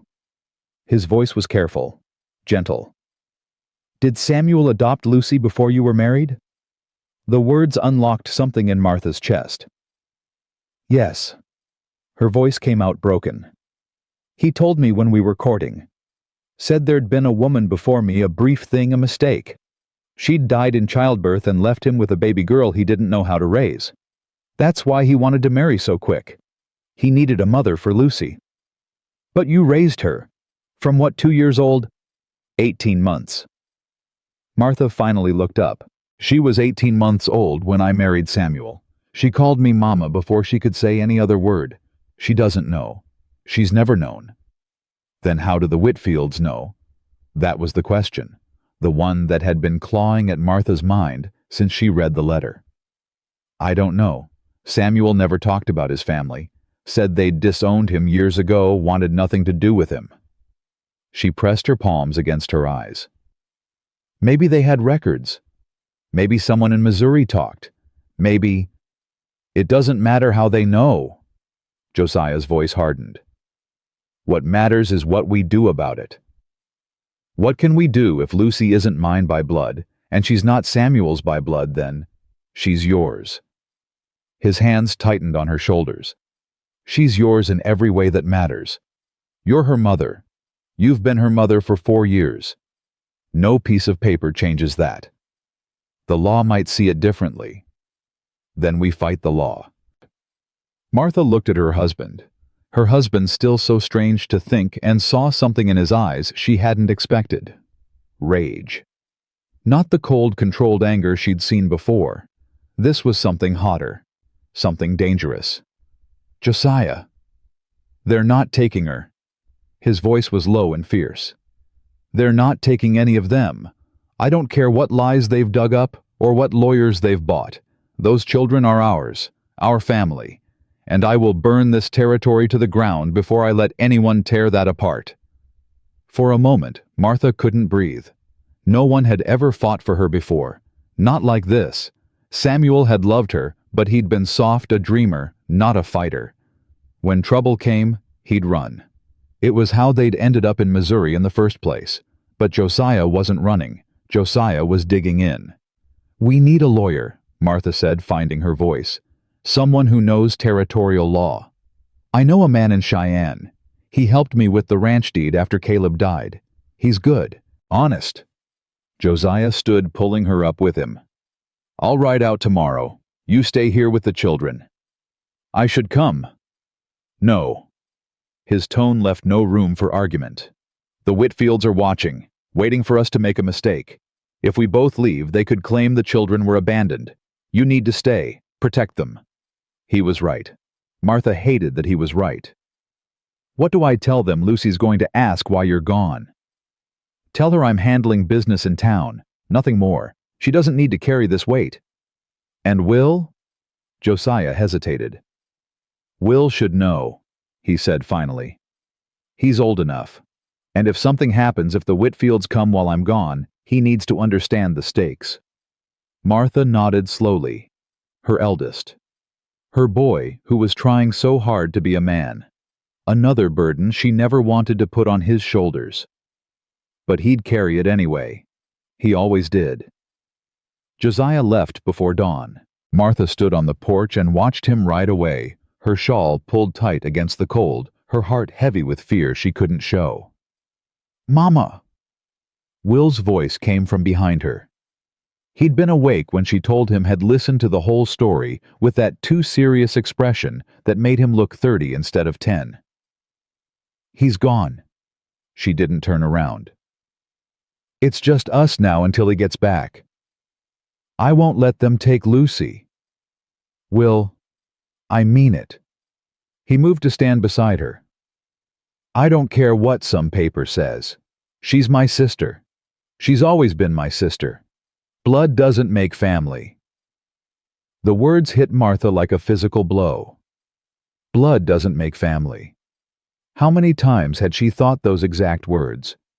How many times had she told herself that loving Lucy was enough, that raising her was enough, that it didn't matter who had given birth to her?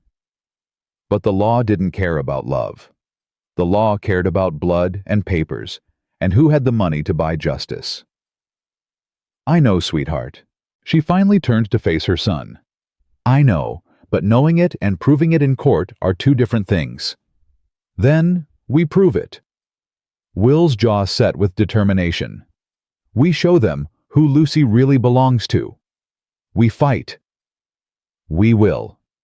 Promise." Martha pulled him close. "I promise." The days without Josiah were the longest of Martha's life.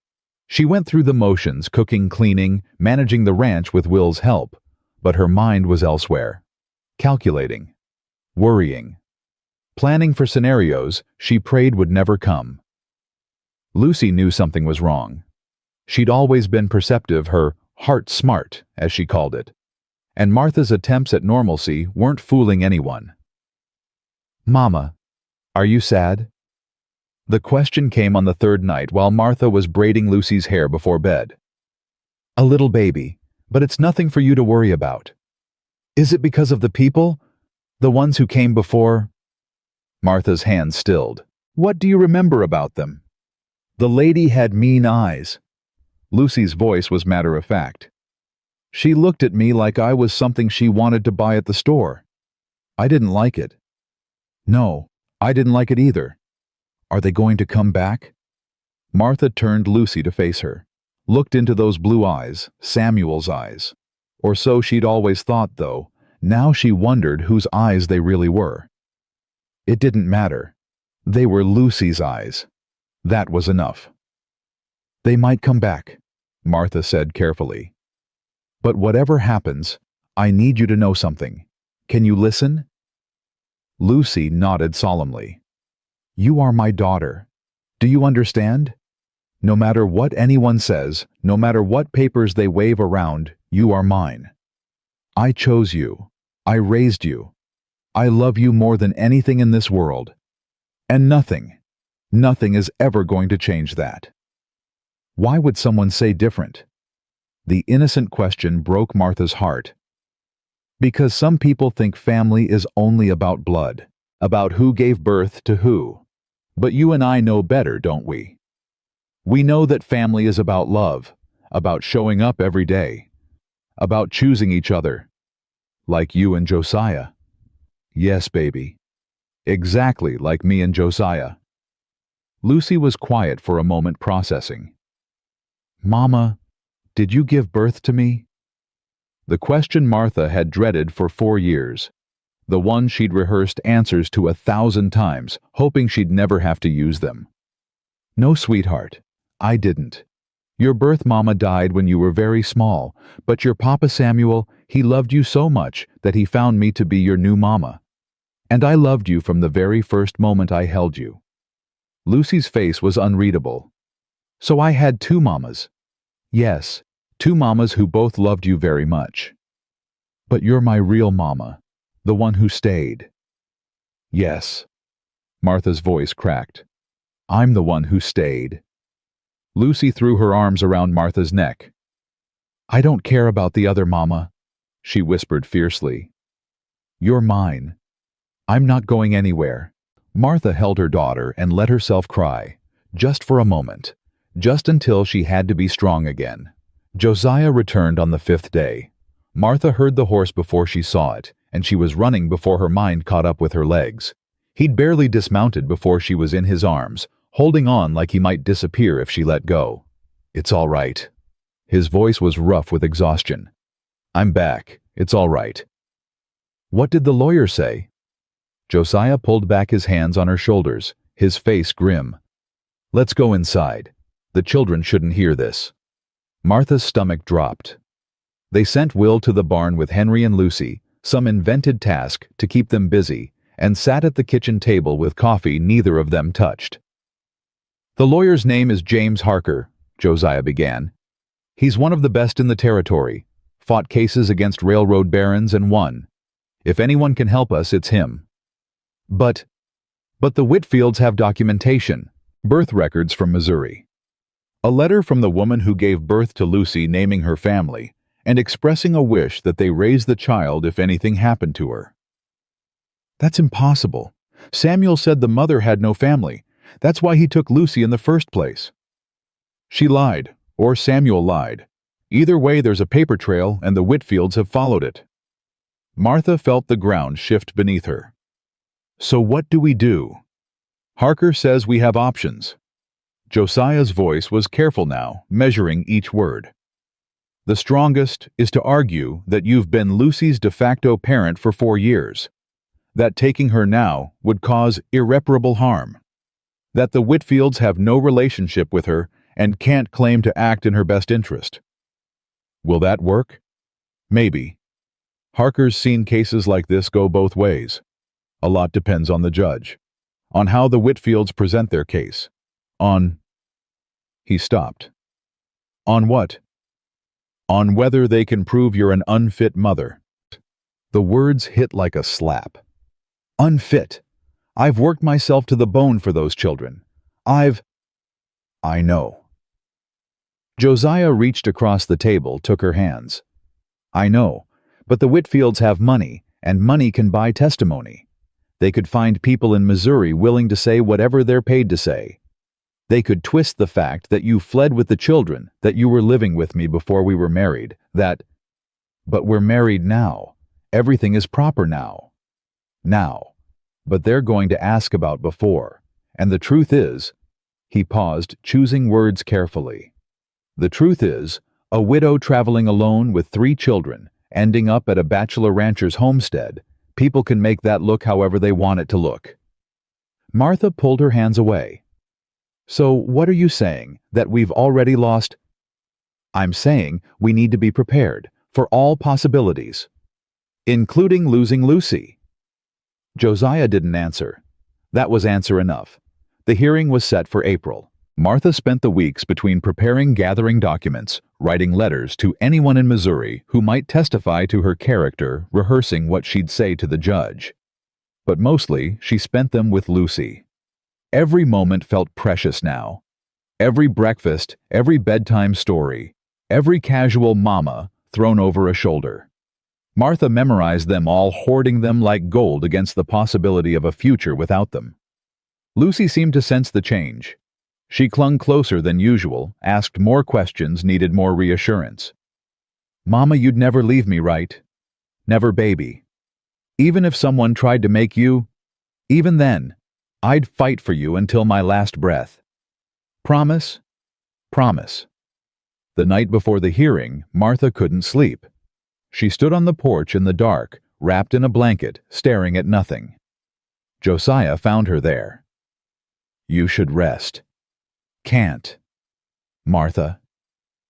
I keep thinking about what happens if we lose." Her voice was barely a whisper. "If they take her, if I have to watch my daughter be dragged away by strangers who don't love her, who only want her because of some blood connection that means nothing. We're not going to lose. You don't know that." "No." He moved to stand beside her. "I don't. But I know that whatever happens tomorrow, we face it together. And I know that even if the worst happens, even if they take her, we don't stop fighting. We appeal. We petition. We do whatever it takes for as long as it takes. And if that's not enough, Josiah was quiet for a long moment. "When Rebecca died," he said finally, "I thought my life was over. I thought I'd never feel anything again.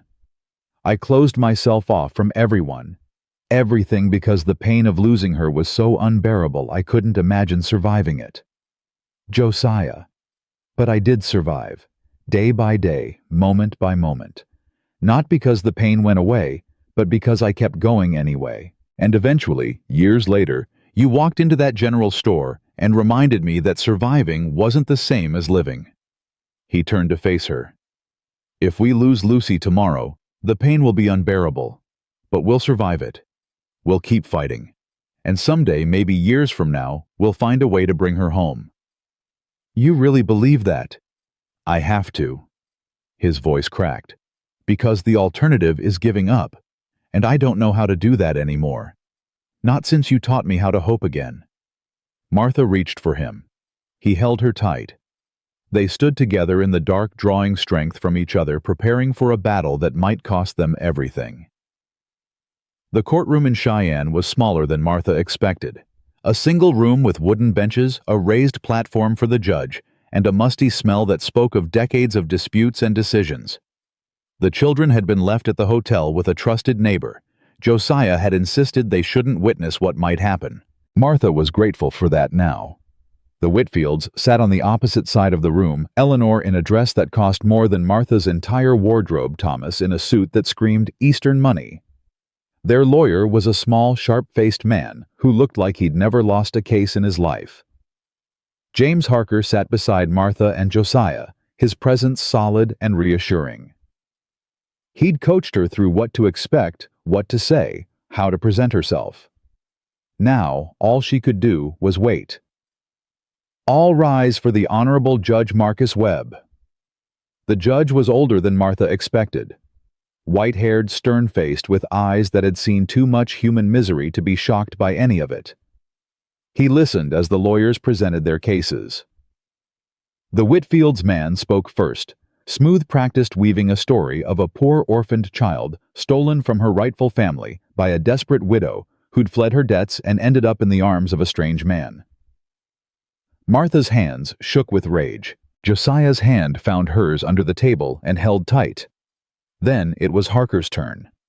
He spoke of Martha's devotion, of 4 years of sacrifice and love, of a child who knew no other mother who would be traumatized by removal from the only family she'd ever known.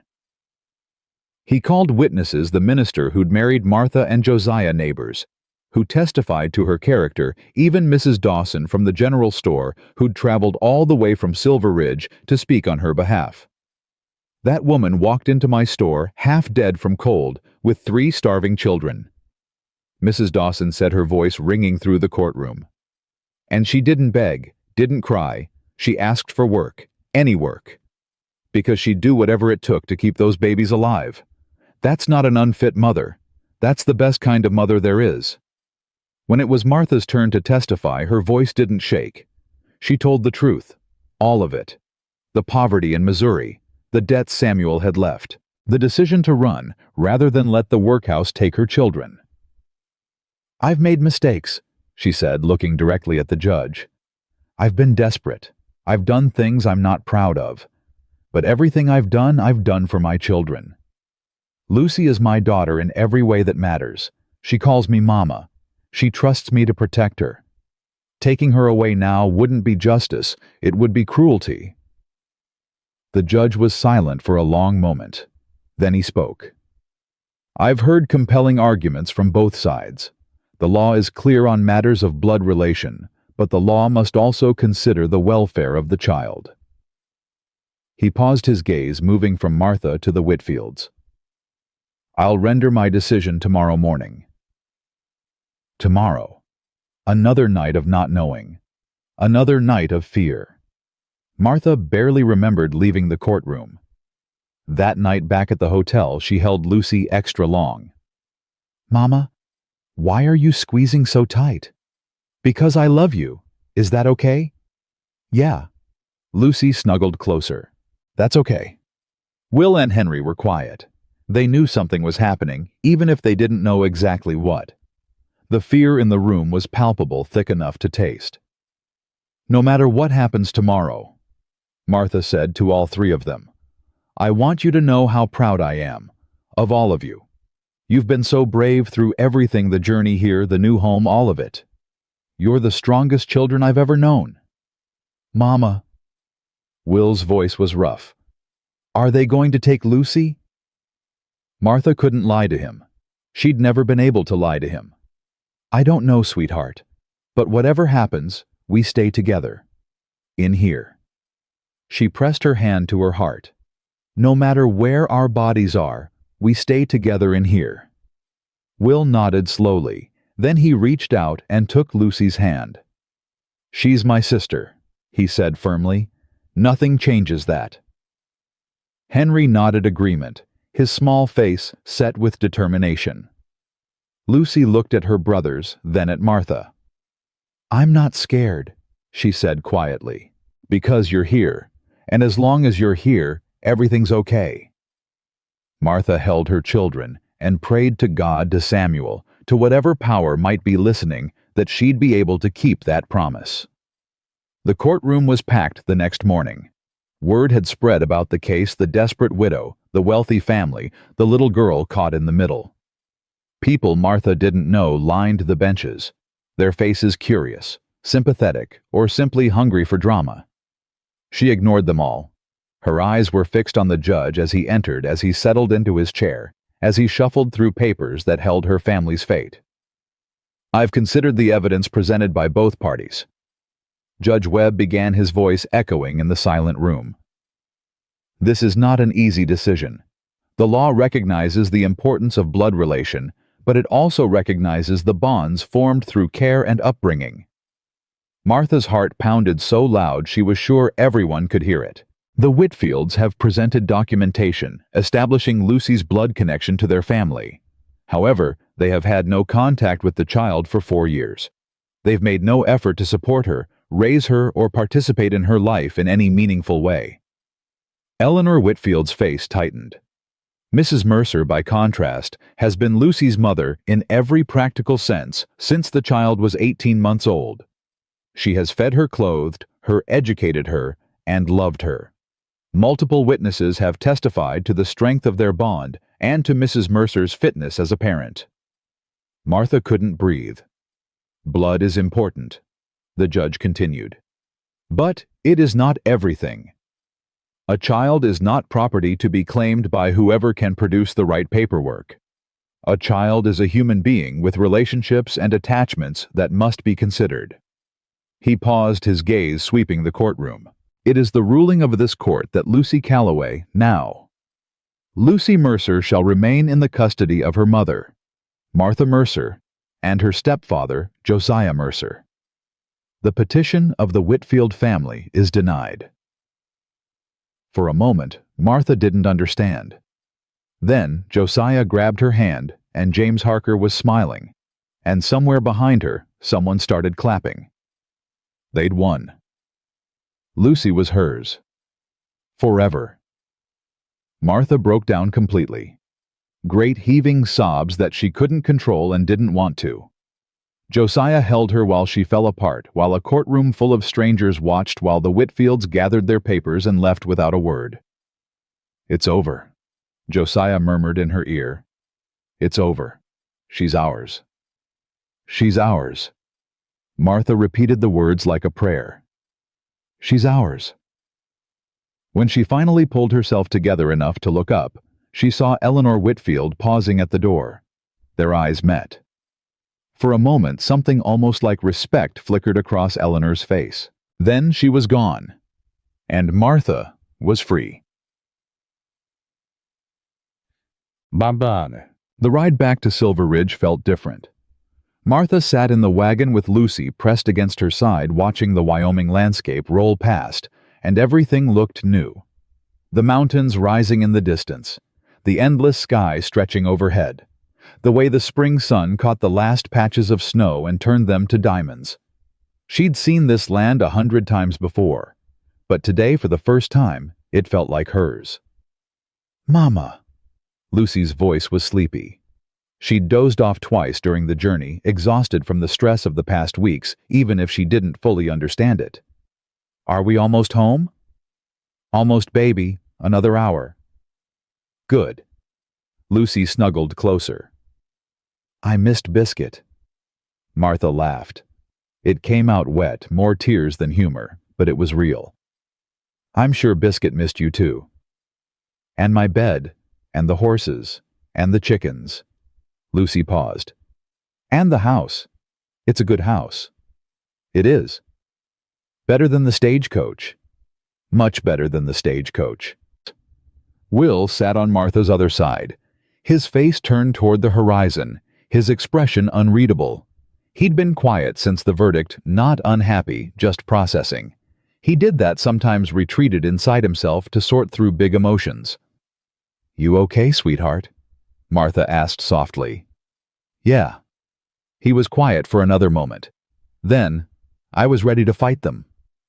"I know you were." "If the judge had said different, if they'd tried to take her, I had a plan." "What kind of plan?" Will's jaw tightened. "Doesn't matter now. But I would have done it, whatever it took." Martha's heart broke and swelled at the same time. Her boy. Her fierce, protective boy. "I know," she said. "I know you would have." "She's my sister." "Yes, she is." "Blood doesn't matter."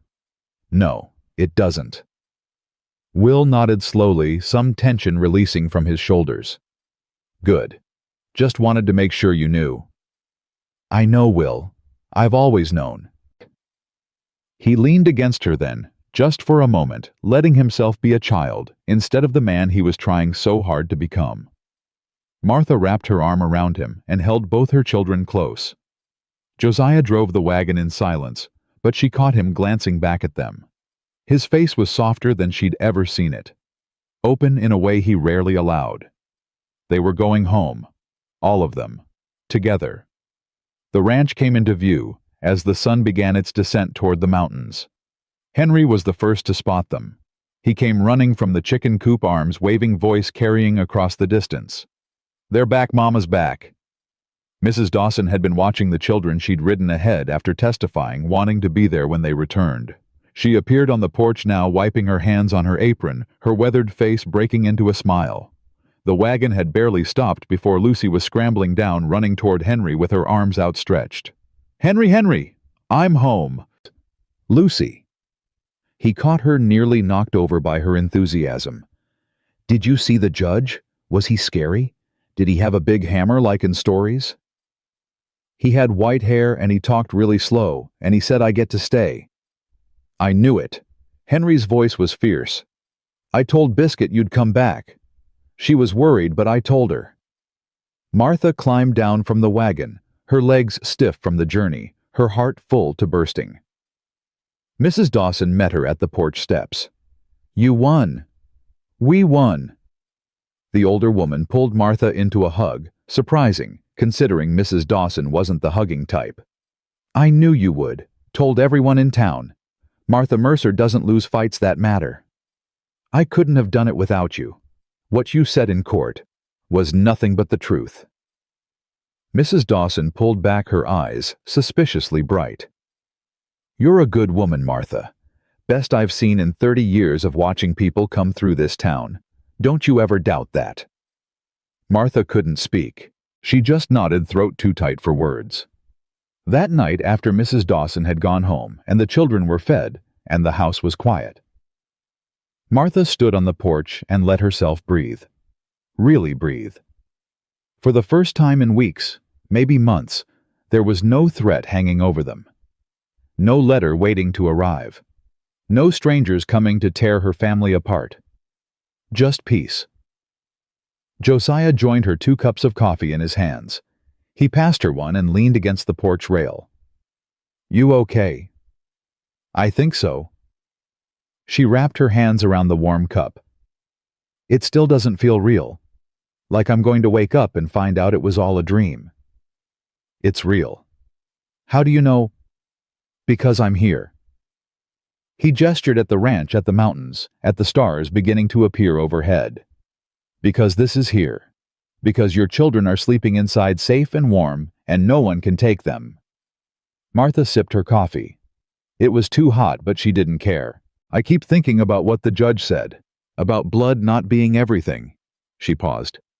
Do you think he really believed it? Or was he just looking for a reason to rule in our favor? Does it matter? I don't know. Maybe.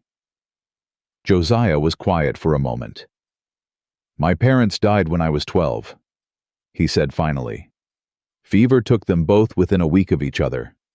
I had no family, no money, no prospects. Should have ended up in an orphanage or worse. Martha turned to look at him. What happened? Caleb Winslow happened. He was a stranger, just a rancher passing through town on business. He saw a hungry kid begging for scraps outside the general store, and something made him stop. He took you in. He took me in, fed me, clothed me, taught me everything I know about ranching, about life, about being a man. Josiah's voice roughened. He wasn't my blood, wasn't even my kind. He was old, I was young. We had nothing in common except that he had something to give, and I needed someone to give it. That's why you said yes to me, that day in the store. That's part of it. He met her eyes. I saw Caleb in what you were asking. The same desperation, the same refusal to give up. And I thought if he could take a chance on me, maybe I could take a chance on you.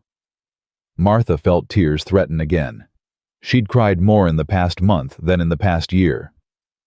Thank you, she whispered, for taking that chance. Thank you for being worth taking it.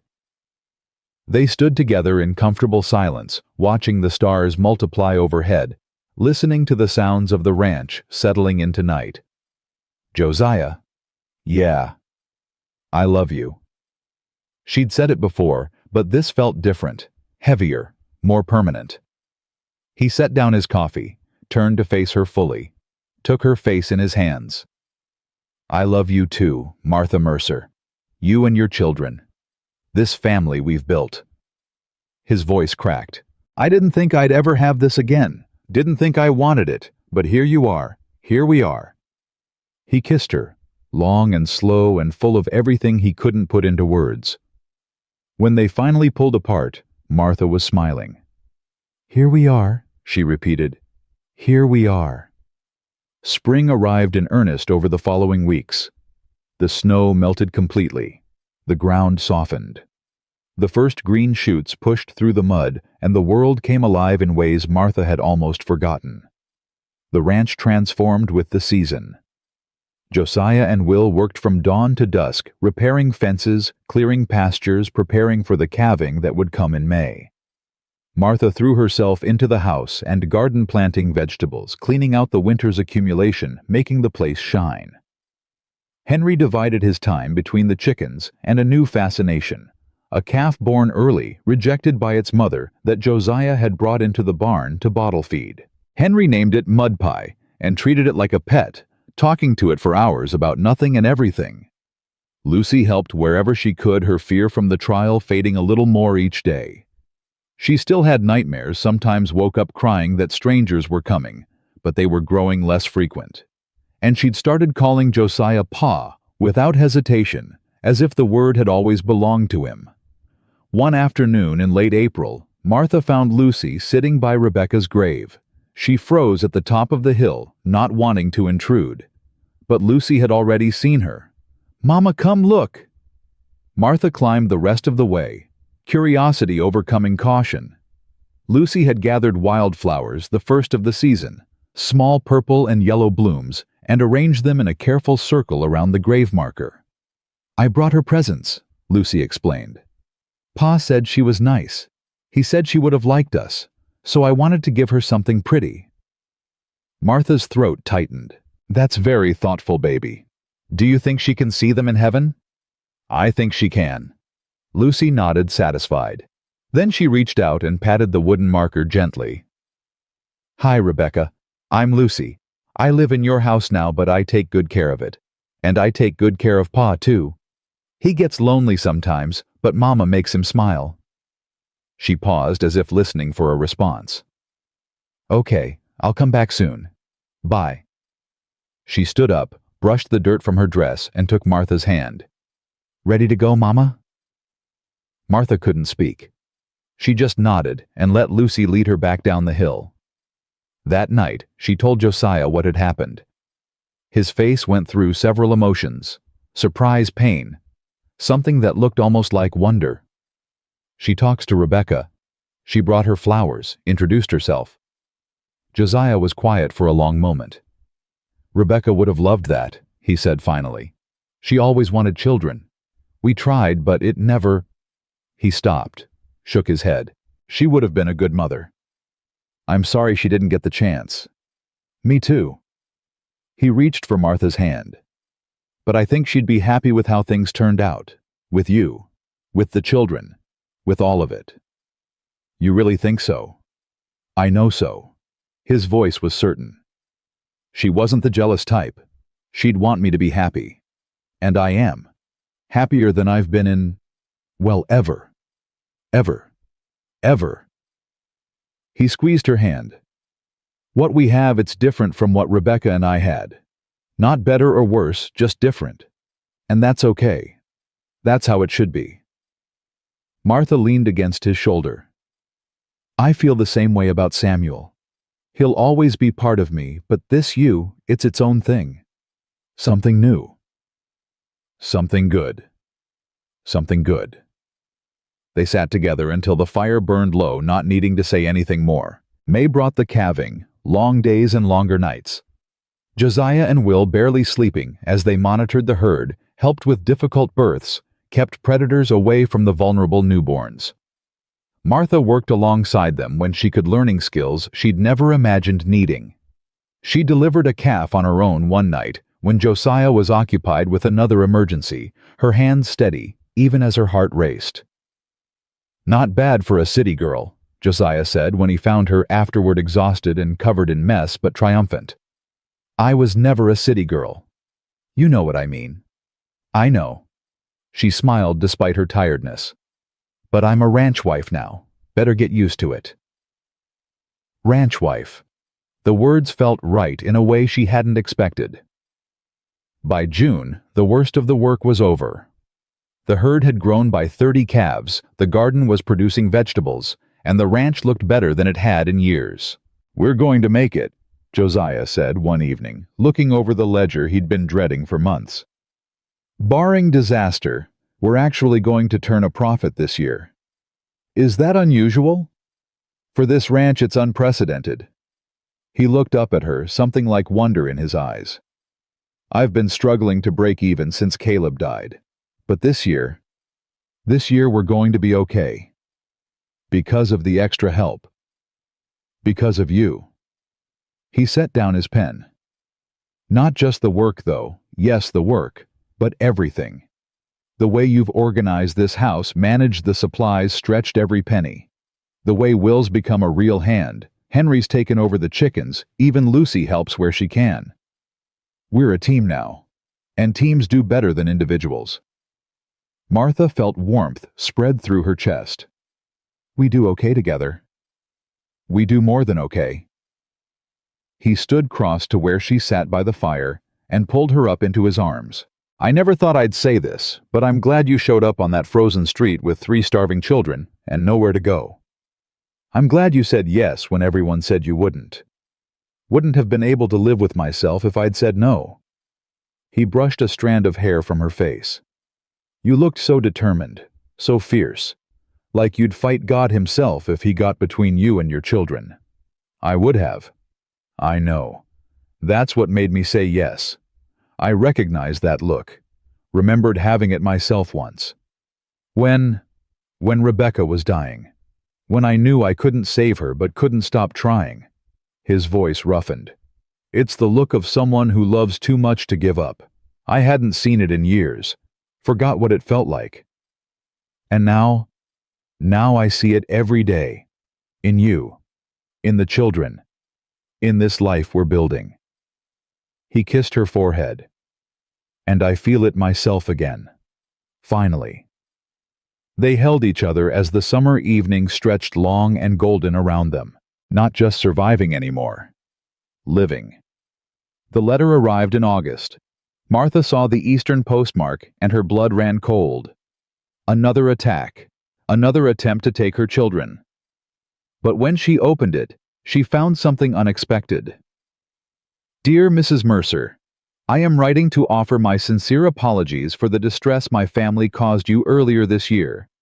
Upon reflection, and after conversations with my husband, I have come to understand that my actions were misguided. Lucy belongs with you. She always has. I allowed my grief over my late sister and my guilt at having abandoned Samuel years ago to cloud my judgment. I convinced myself that taking Lucy would somehow make amends for past wrongs. It would not have. It would only have created new ones. Please know that we will not pursue legal action again.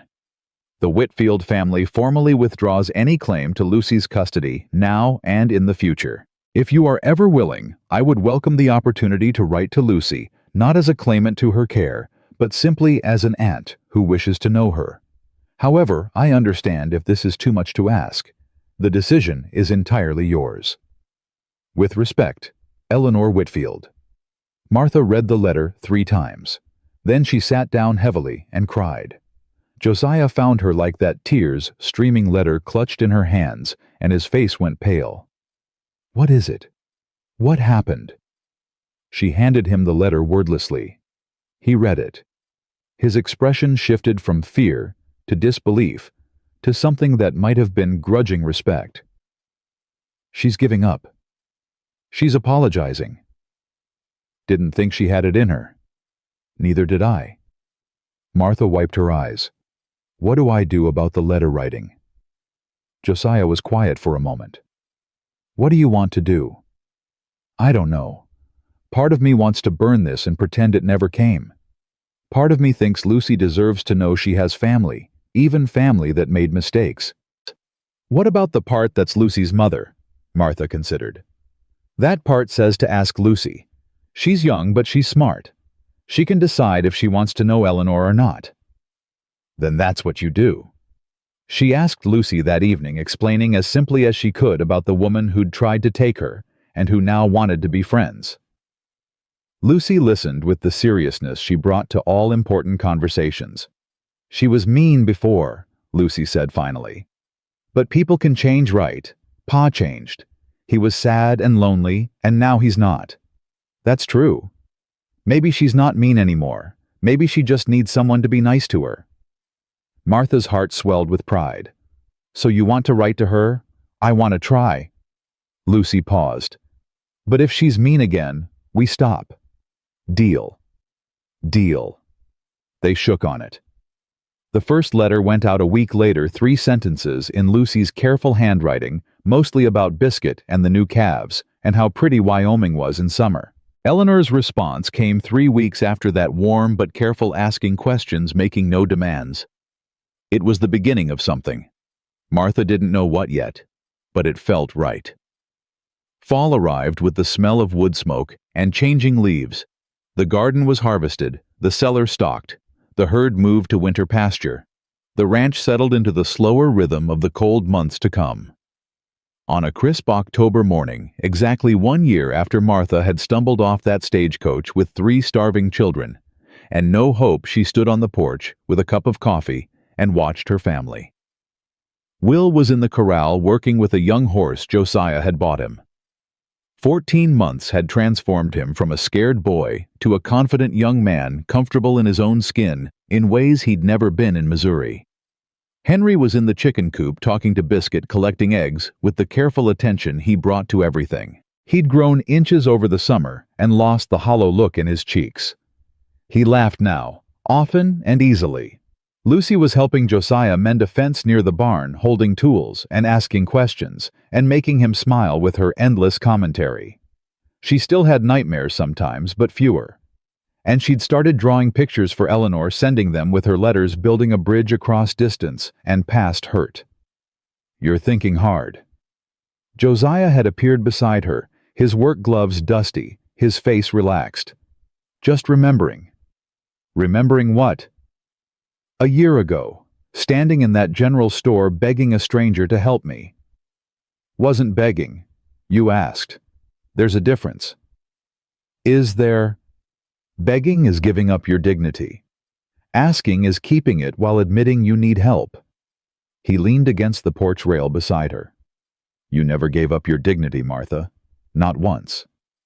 She smiled despite herself.